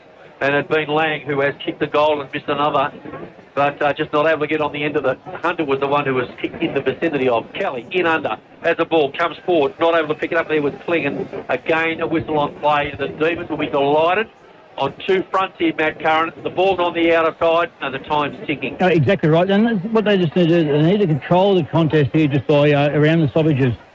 Ball thrown in. Boundary umpire called back into play. Has seen it safely over the line. Is one of the better players. In fact, very good players today for the Demons in Corey Daniels. So ball now to be tossed back into play as Larkins and Lang again resume their battle. Tap down over the back, running onto the loose ball was Coates, gave the handball away to Kelly, who was brought to ground after he kicked it. Big fly from Hunter, was the mark taken? No. Umpire said play on, comes down to 3 goals. Took the tackle on, didn't really get rid of it. Probably could have been holding the ball there. In the end, it's rushed through for a minor score by Campbell. And Kerang go to 3-9-27 United, 10-12-72. And that is on the Sid Wilson Auto Electric scoreboard. Sean Hunter very sore after that main contest, sore and also probably airsick. Twice the umpires put the whistle to their mouth. One when Marty Kelly got dumped. The other time... Oh, forget airsick. Hang on, everybody. Please press forward. Brett Kennedy is an umpire there. And a Swan Hill High, well, forget it is a contender. Swan Hill Higher mark of the day, Brett Kennedy. We have to press the pause button and wait for him to come down. Brett Kennedy, unbelievable. More important, he has to kick the goal now, Noel. Does he ever? Kennedy goes back, lays across a goal umpire. Oh, he's made some damage, but it's a major. I think he's going to come back inboard. Yes. Brett Kennedy struggles at United 10-12-72, Kerang 4-9-33. Much. That's 3 of the minute needed. Definitely a Swan Hill Higher mark of the day, and I'm just right next to Stuart King there, and he's giving me the thumbs up. He reckons it was too. It was What an would he know? Well, he knows a bit, Noel. He does know a bit. He's up for re-election too. Yes, he is up for a re-election. Well, I tell you what he knows. His sponsorship helps pay our wages. So with Lovely bloke. Swan Hill Higher Lovely bloke. as back in the middle of the ground. Kerang, they need the next couple. In fact, they need about the next 6. And we're going to get another ball up as Lang and Larkins. Larkins been really good this afternoon against Lang. As hasn't had the same impact. Still been one of their better players as Lang as Saville from the clearance. Takes it, kicks it up towards half forward. Boundary line will win out. Cody Makem tracks it back but can't keep it in play. Tell you what, you mentioned the next 6. If they kick 3 in a row, look out. It will light the whole area up. Not saying they can do it because they have struggled. They've only got 4. And we're into the final quarter. In fact, 4 minutes into the final quarter. Sid Wilson Auto Electric scoreboard is 72 plays 33. United, the Demons, have led at every change. From the ruckwork, the kick, rather indiscriminate, comes the way of Campbell, who gives the handball. Campbell, that's right, on the centre wing. Gives it to Utica. Utica unloads. Goes long, goes deep. The ball hits the front of the pack. At the front, Maxie Thompson. Maxie Thompson goes across goal umpire. Says touched. Wade conferring with the central. And now we're saying it's a goal. Thompson, if you don't mind, goal of the day contender. Covers goal of the day, United 11-12. Kerang 4-9-33. Took a long time, but we got there, boys. Yeah, it certainly did, and he called it Joel Campbell. I don't know what he was doing up on the wing, though, but he just body-lined the ball and he went straight through, won it through, got the ball forward, down to the contest with Brentford brought the ball to ground. Maxie Thompson, good roving work there. Yep. And I actually reckon the ball might have hit the umpire, so that was what they were conferring about there. Back in the middle of the ground, the Demons, they get that one back. And at the moment, as they have had all day, they have the answers. As Baird wrapped up in a tackle in the middle of the ground. It is United 78 leading Kerang 33 as Utica slaps it out to O'Shaughnessy, who just throws it on the boot, gets it around to O'Neill. Wanted the free kick, not doing. Gallo inside 50, looking for Grenfell. Just works his opponent and gets him around. Grenfell just a little dribbler towards the goal square, but it's rushed through from minor score by Jesse Clark. They go to 11-13-79 United, Kerang 4-9-33. And the kick in from defence comes away of Heaviside for the Blues. Goes forward into, a packed defence here for the Demons. Player spinning out of it. Should come out to Campbell. Long way out from fullback, centre wing out of side. Gets the ball, kicks it down the ground. Lovely spot up and a good mark too by Maxie Thompson. Waste no time. Sees Erlandson on his own at centre half forward. Drifted through the middle of the ground, unchecked. Absolutely poor defence, but I guess the Blues have got one thing on their mind, that's attack. And Erlandson has just drifted down and taken a lovely mark. And that's been a difference today. Key targets for United in the forward line, Erlandson, Nick O'Neill, Brandon Grenfell, someone to kick to when they've been going forward. Yeah, absolutely.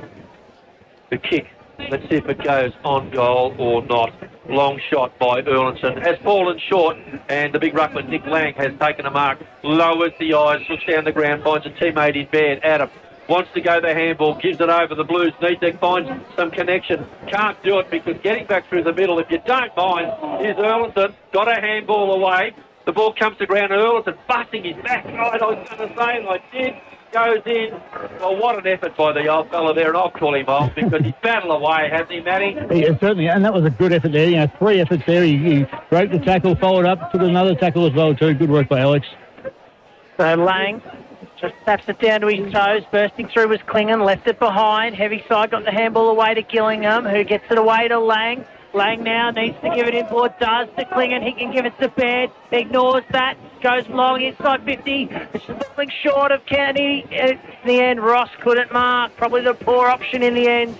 And Jordan Utica clears wide, looking for Curran, centre wing, far side of the ground. Ethan Curran. Here he goes. Candy has a bounce, can have two, decides to kick, long inside 50, at the back, right, the Droopy United, and it is all over. The Demons, they will win from here, 12-13-85, they lead Kerang 4-9-33. 7 minutes into the final term on the Sid Wilson Auto Electric scoreboard. And how often have we seen that today? You know, United kick out to space and use their speed. And again, Ethan Curran there was just, he took Jesse Clark on and probably didn't pay him much respect. A bloke like Clark just balked around him, kicked it long into the forward line, and the United blokes just running forward. Brentford made the contest over back to Riley Daniels. Absolutely. And whereas the big blokes have been the difference early on, I tell you what, the youngsters have really shown their leg speed dominance, kick down the ground into the forward line, sitting underneath them, not able to get there as make up the ball close to the boundary line, outer side, all tripping over Daniels, close to the boundary line, comes back inboard, grabs the 40, called for a throw, goes defensively to Kerang, who now have to go back around and kick over the mark. And Josh Hunter will just probably kick down the line. Does. Lowers the eyes. Finds Brad Pay on the bounce. Again, another kick not finding its target. Comes to Gillingham. Basically unsided today. His kick towards centre wing to Marty Kelly.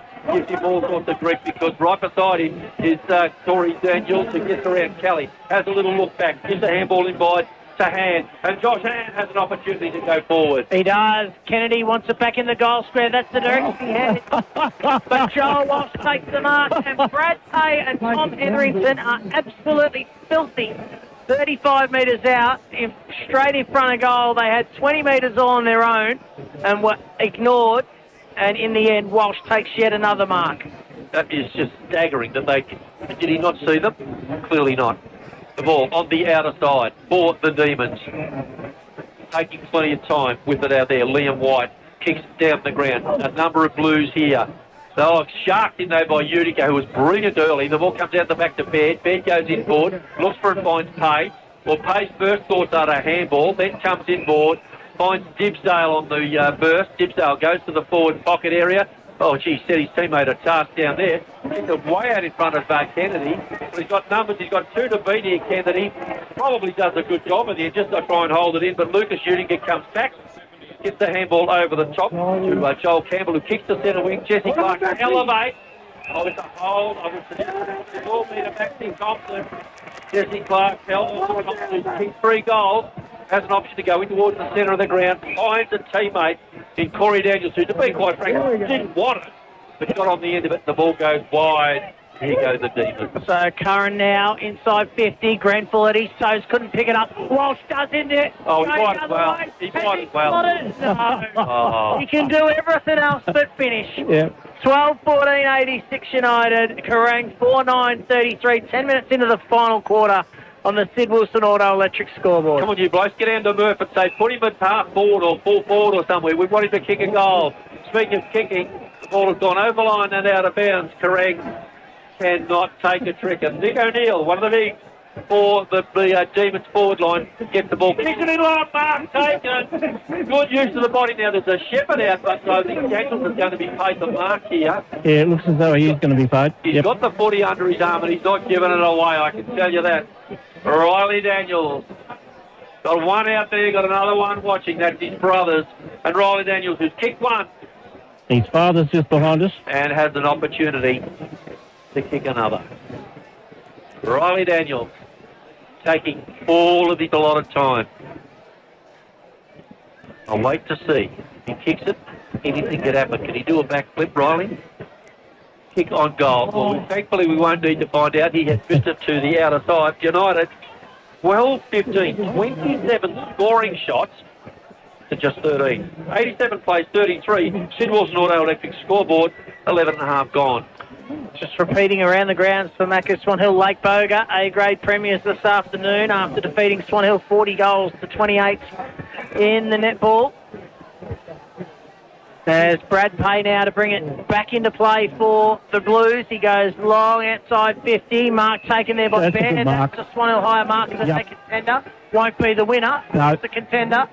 As Baird now called to play on. Goes wide out towards centre wing. At the back, Good fly there from McNeil. Couldn't bring it down. White front position. Gives the handball to Skinner. He tried to get it to Bolton. Couldn't do so. Klingon. Toe pokes it inside 50. Kennedy did well. Got the front position. But Threadgold, as he's done all day, has just worn him like a he had. So it'll be a deliberate free kick. Kennedy inside 50. Goes in the direction of Clark. At the toes, couldn't take it. Threadgold again back there, and he will look to switch the play to Walsh. And Walsh, who had a shot on goal a couple of minutes ago, in fact about a minute, finds the ball in the other side back pocket, gives it out to O'Shaughnessy, who is on the berth, another of the berth players. Or the Demons did kick errant, out of bounds on the ball. One of the very rare blemishes today. It's coming off is the hard-working Blake Larkin. He should get a big round of applause. He's done a magnificent job all season. And going on is one of the better players today for the Demons in Alex Erlandson. So the switch is on here, taken by Ross. Little handball inboard, finds Brad Pay. Tries to get it to Jesse Clark. A couple of veterans there because Jared Skinner right there with him. Neither could mark. Off hands, Kennedy working hard, gets it to Clark, did well. Little handball inboard, goes to Hetherington. Long shot at goal from Tom Hetherington. Yeah, good goal. So Hetherington, he gets his first. Kerang, they go to 5-9-39. They trail United 12-15-87. And that is on the Sid Wilson Auto Electric scoreboard. Putting that down as a contender for the Cummins goal of the day. Really good work there, and nice. It was a snap from about 40 metres, so it was a pretty good affair effort. Coach comes onto the ground for perhaps his last harasser as a player, you would suggest, Matt? Yeah, certainly, and look, he's been a tremendous player for all the time he's been in the Central Murray. So it's probably a disappointing way for him to finish, you'll be thinking, but. Unfortunate for him. He goes forward, see if he can snag a late goal. Coming up to man him up is Joel Campbell from the ruck work. The ball, a chance for the Blues to go forward. Under pressure as they have been. Klingon finally gets the handball over as the Blues go forward through heavy side. Gets it out wide and finds a teammate on the burst in Brett Kennedy, who took that screamer earlier. Kennedy unloads. Long and good. Goal umpire comes forward. See how easy it can be? Absolutely. Brett Kennedy brings up his second and Kerang sixth. But, oh, my goodness, the bird flew and it flew early. United 12-15-87, lead Kerang 6-9-45. 14 gone into the final quarter. On the Sid Wilson Auto Electric scoreboard, great sponsors. And certainly you can see then how good a job that Zach Threadgold's done today. I mean, the class there of Brett Kennedy there was able to get that ball coming forward, take a good mark and kick a very good goal as well too. But, probably lowered his colours today to Zach Threadgold at the moment. Margin now back to 42 points in favour of United. Kennedy with his second goal of the final quarter. Again, the clearance through Kerang. Klingon gets it out wide to Gillingham, who just goes inside 50, sitting underneath it. Campbell coming late there for the Blues was Hunter. Gets it to Coates. Little handball over the top. Taking the tackle on there was Purcell. Umpire said no. Give it to me. We'll have a ball up as Joel Campbell and Troy Coates just exchanging a couple of pleasantries in the foreground. Ruckman to go at it. It is not able to be worked out. Campbell's big piece, got back in, and then there was heavy side for the Blues. The ball comes out. A chance for the Demons here, I think, on the outside of the football, as we've seen early on. Yellow kicks towards centre wing. Right over near the ice cream van, but boys has gone over the line and out of bounds, and the Blues should build through the middle to Baird. Baird has a player on this side. Oh, goodness. His kick has been smothered by Riley Daniels, just as he was going to kick it wide to Hunter. And here go the Demons. Come forward at me is the call, and that's exactly what happens to Grenfell. Beautiful disposal out there. Lovely kick in, and Grenfell was called to come for the footy. He did, and got on the end of an absolute ripper. That just started from Riley Daniels in the middle of the ground there, being aware what Adam Baird was trying to do, smothered the footy, was able to turn the footy out, and then United got out on the outside and just ran. And as you said there, that Maxie Thompson ended up with the footy, lowered his eyes, hit up Brandon and Grenfell on a good lead. Well, not only did he hit him up, he demanded that he run at him. He did, and good work on Maxie Thompson as well too. Grenfell has kicked three. He kicks it long into the forward line. Likes it. Goal umpire simply walks forward and says, yep, that's another major. 13-15, the United side, 93, Kerang 6-9-45. And we are 17 minutes into the final quarter. Sid Wilson Auto Electric scoreboard, and the big fella has 4. As we saw there, Kerang got that goal, but United have been able to answer all their challenges all day. It's been a tremendous effort by United. They were able to then win that contest out, end up with a goal to wrest back that momentum. So Grenfell with his 89th goal of the season in red and blue. That is a fair season in anyone's language, and to be honest, probably the most goals we've seen kicked for, well, the best part of a decade, I reckon, in these parts. As it'll be a free kick going the way of Nick Lang, who feeds the handball off to Ryan Gillingham, who goes long inside 50 again. Not the best of options. Not to his teammates' advantage anyway, as Campbell takes the mark. Quickly looking to play on. And he goes wide out towards Lucas Utica. That's just poor kicking, boys, isn't it, Glenn Stewart? You're going to the forward line. You've got to be better than that. Yeah, you certainly do, Noel. Well, it was very poor kicking. You just can't unload and hope. No. And that's pretty much what's happened. The Demons have been able to be creative. Corey Daniels gets on the end of it. Speaking of creative, here we go. Jared Skinner, the president, has the footy. He's taking a man. He's not. What's the afterburners on? Oh, careful. The Prez. Kicks it down in the vicinity of Grenfell. He's got Pay. He's got some heat at the back. Pay says the footy kicks down. The Grant does. Looks for and finds Greg Kennedy. Kennedy wants to go in forward. Goes right over the top. Clever hands. Wants the run to get going. They do. But again, a shocking kick. It's going to suit the Demons' defence. No, in fact, it bounced back. Heavyside got on the outside. Comes over to Baird. Baird unloads from right on the 50. It's a long shot at goal. Baird has a contender for the goal of the day. Central goes back to the middle, and Adam Baird brings up Kerang 7th. It is United 13-15. Kerang 7 goals 9. Yes, a lovely, that'd be a 55-metre goal, I think. It's a contender for our Cummins goal of the day. Yes, it certainly is. I'm just writing that down, but obviously far too late. But, just especially this quarter, that, when they've got a bit of run and they've actually linked up, that they've been able to kick their 3 or 4 goals. Daniels off for a well-earned rest. Absolutely. He's been one of the better players this afternoon for United. Of course, the former coach. And playing in a premiership with his brother. A lot like what our boundary rider, Matt Curran, did back in 2000 alongside brother Brendan. As running too far is Heavyside. And it'll be a free kick coming back to United. And it will be going to, Jared Skinner. I don't think it was his, but he just said, I'm taking it anyway. He just pulled rank there, I think, on Alex. And finds a teammate again. When you're president, you can do that. On his own. 3 goals. Zach goes wide. Gets it out by to Ethan Curran, who kicks down the ground. Just by numbers here at the moment, the Demons. Just a big indication. I just want to kick it wide down the outer side. Who wants it? O'Neill, Utica. Let's see what happens. The kick is long. Can the Blues get a hand into it? They can. Lang in the middle. The ball carries the pack. Big pack it was too. That comes out the back. The central umpire says, no, give it to me, boys. A little bit of push and shove. Lang and Utica have a little bit of carry on out the back. That's Lucas, by the way. And Lang's played pretty well for the second half. Oh, here we go. We've got a whistle now. This just does me. It really does. End of the year, Noel. It's the end of the year. The bloke goes to ground, falls over, free kick. We've got 5 minutes left in the season, Noel. It's the grand final. He's hitting a fell over us. I don't know what. Anyway, the kick, inboard, for Erlandson. Ball carries the pack, at the back, Pay. He doesn't want to get it. Bam comes out the back, the Demons. Not able to get on this one. The kick by the Blues comes towards centre wing. It's an up and under. Not able to get there was Kennedy. It favours Pay, though. He's going to have to work his way through. He does. Gets the long handball out. Here comes Skinner in and low. Top line there. Which way is it going to go? Oh, taking the leg out the back of the pack.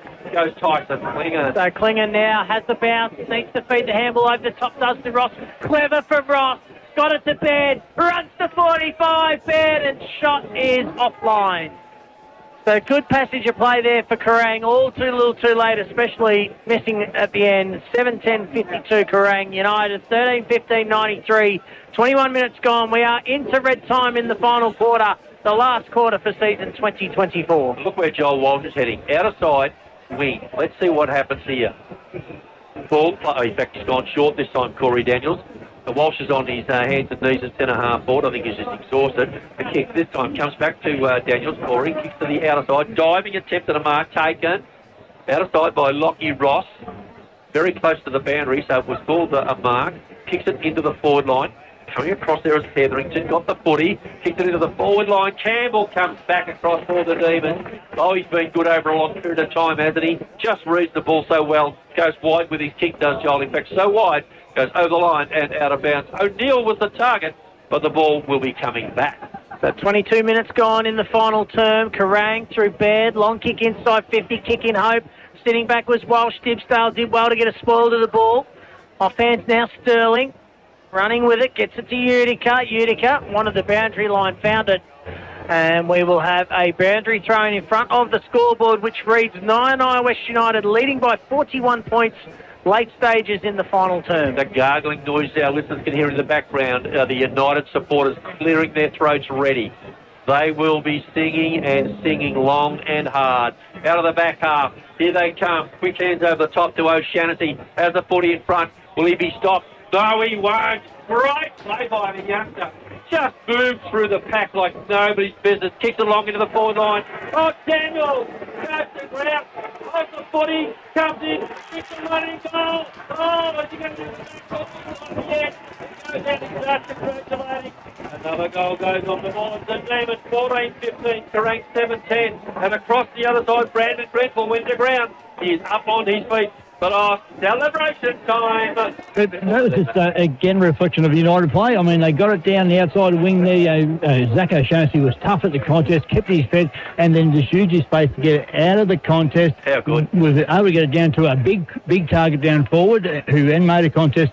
And Riley Daniels, his brother Brent would be proud of the way he rode that footy there. He just did it perfectly and was able to run in and kick a very good goal. What about his old man? Throws the chest out.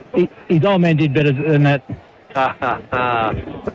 So we are going to have a blood rule here, I think, as Jordan Utica is coming from the ground. But it will be a red and blue party tonight for the third time in 46 years.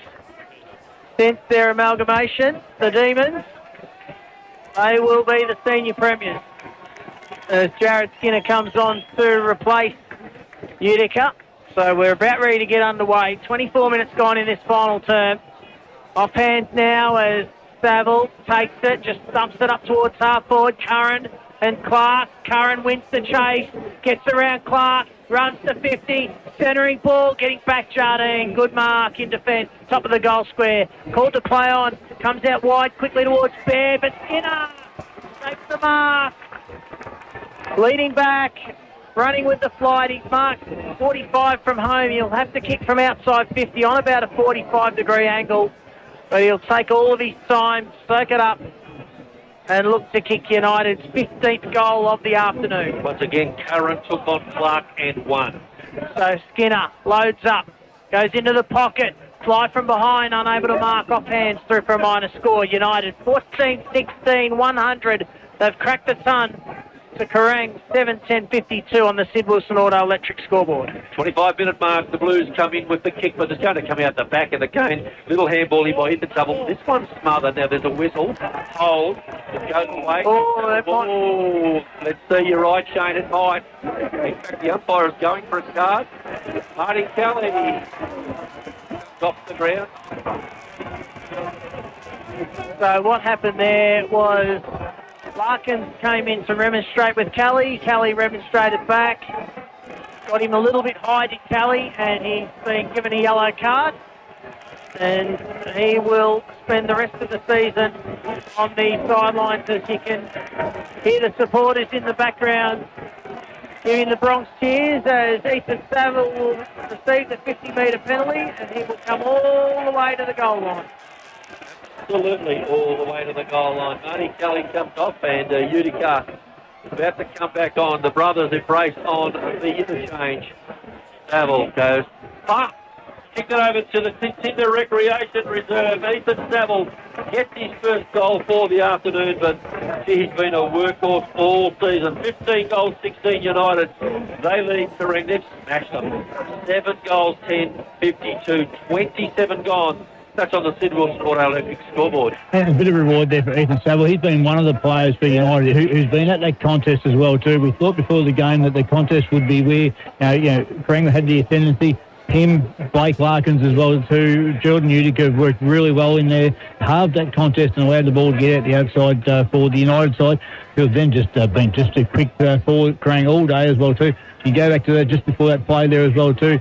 Ethan Curran out on that forward flank. He looked over the shoulder and saw Jesse Clark and thought, well, I don't have to worry about him. Yep. can do him. Jason Murphy getting a bit emotional down here, as you would expect, on the bandline with these interchange players and supporters. It's been a massive, massive year for Jason. Certainly has. Massive year for the Demons, of course. Murphy taking a risk in going from the Warraneen football program, coming across to the Demons, and in his first year, along with Nick O'Neill, who must not be forgotten, a very important part of the coaching setup in the last couple of years. O'Neill also coming across from Warraneen. They will be premiership coaches in their own right this evening, as back in the middle of the ground, it is going to be another ball up. Lang doing battle against Larkins. Comes off hand Saville. Ball just eludes him. Now comes out to Pay, who centres up towards centre half forward, but over the head of Tipsdale, and Walsh takes the mark at centre half back. Looks out wide, finds Curran on the berth, and he can swing into the centre of the ground if he wants. Does.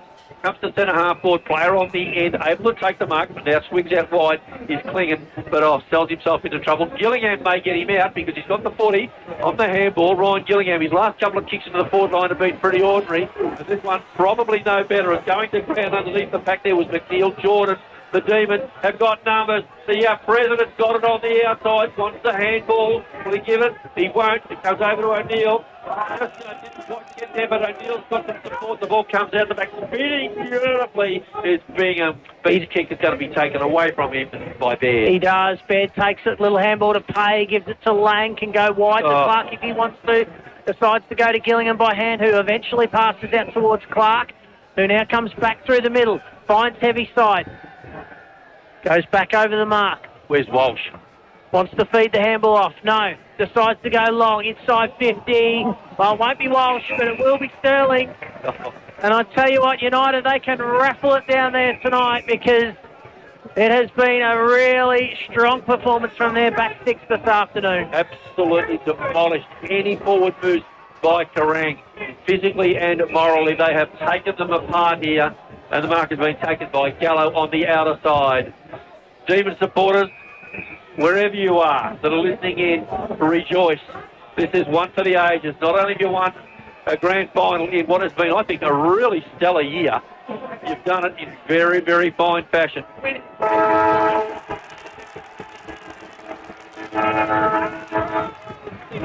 And there it is in the background. 15 goals, 16 United, and they come from absolutely everywhere, as they should. United 15-16, 54 point winners over Kerang, 7 goals 10. And it is absolute euphoria here for all of the Demons supporters. Absolutely amazing. Shane O'Shea, of course, sending messages through. He said he would be a very happy man. Unbelievable.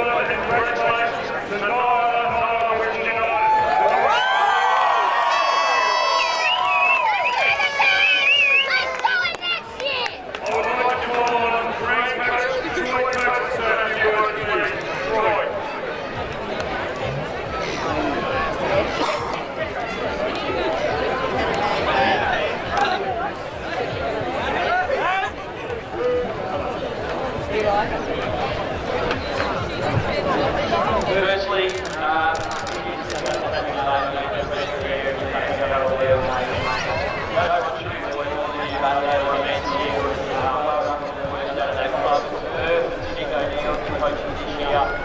really proud. I'm absolutely for it. Unbelievable game. We've got the back foot right from the start. Going forward, really good for the next game. Celebrate. Nothing to respect tonight.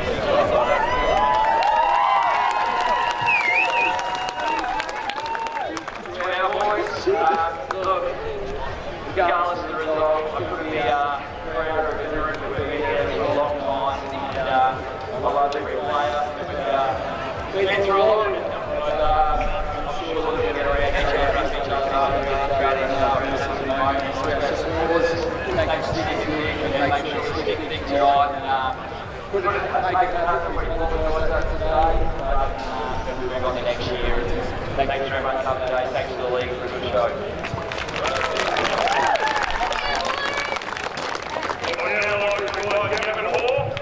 Member of the AFL Victoria Region Council to present the AFL Country Big Best on Ground Medal. And the Best on Ground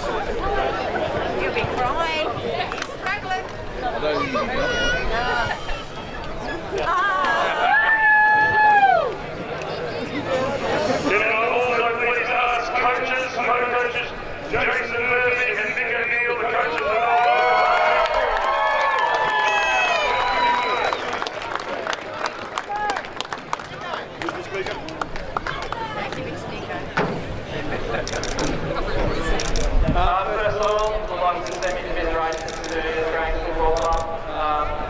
What makes winning today so special is the challenge of beating the benchmark over the last 20 years, and it's full credit to everything that you guys are about. You remember that when you were retiring and obviously coaching moving on, I can't say any more than that for what you guys have been able to do, and thank you for what you've done for the league.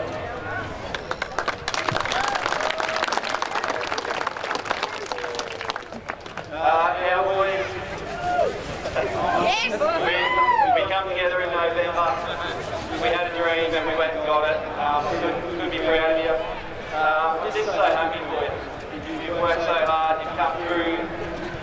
Love to build this senior group right, and I think you can't be more proud of our local boys that got it, won it away.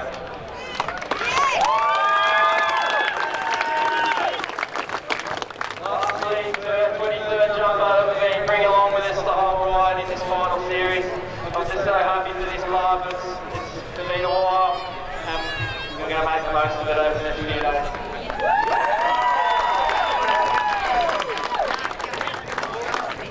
Okay, and we'll present our players. Number 1, Braden Grimper.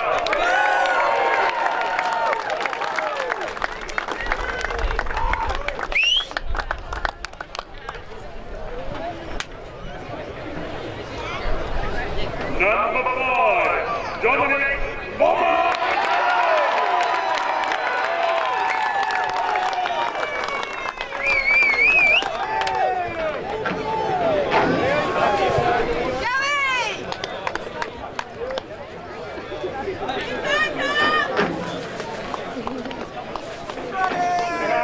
Number 6, Liam.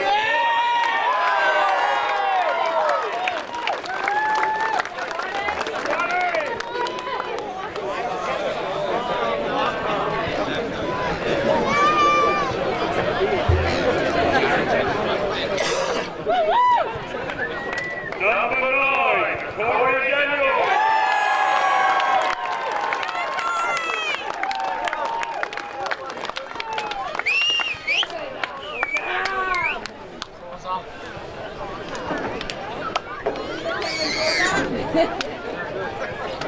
Come on!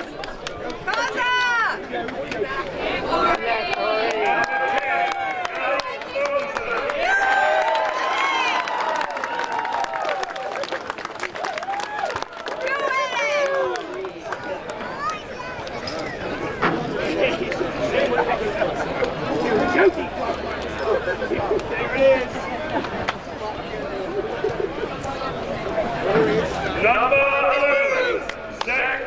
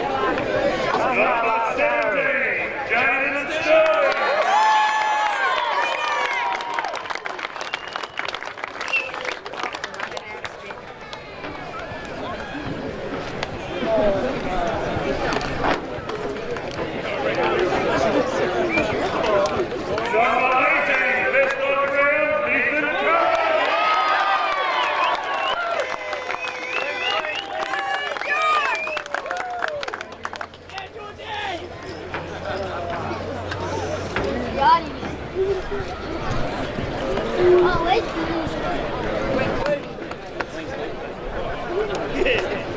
90, Lucas Luger.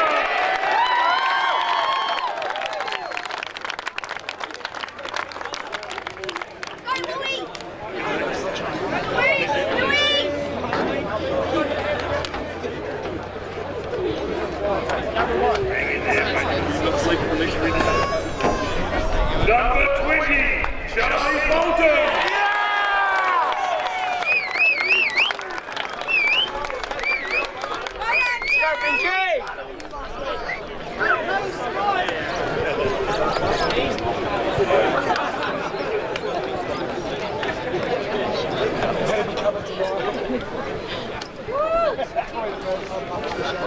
Number 21, Jared, Mr. President.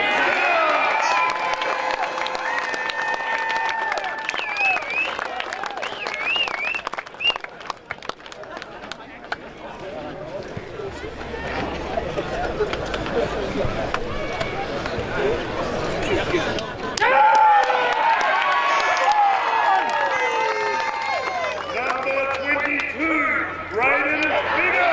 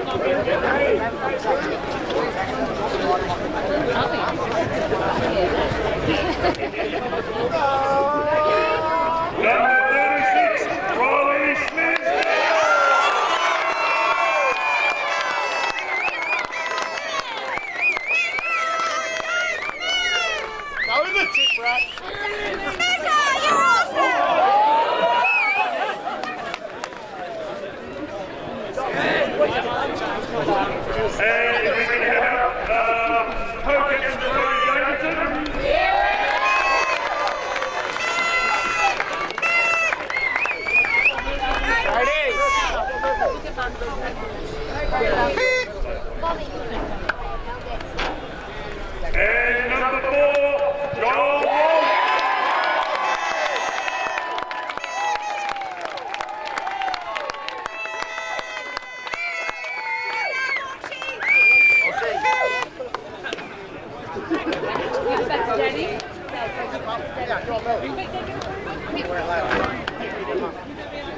David Snowhausen to present the All Important Senior Premiership Cup to the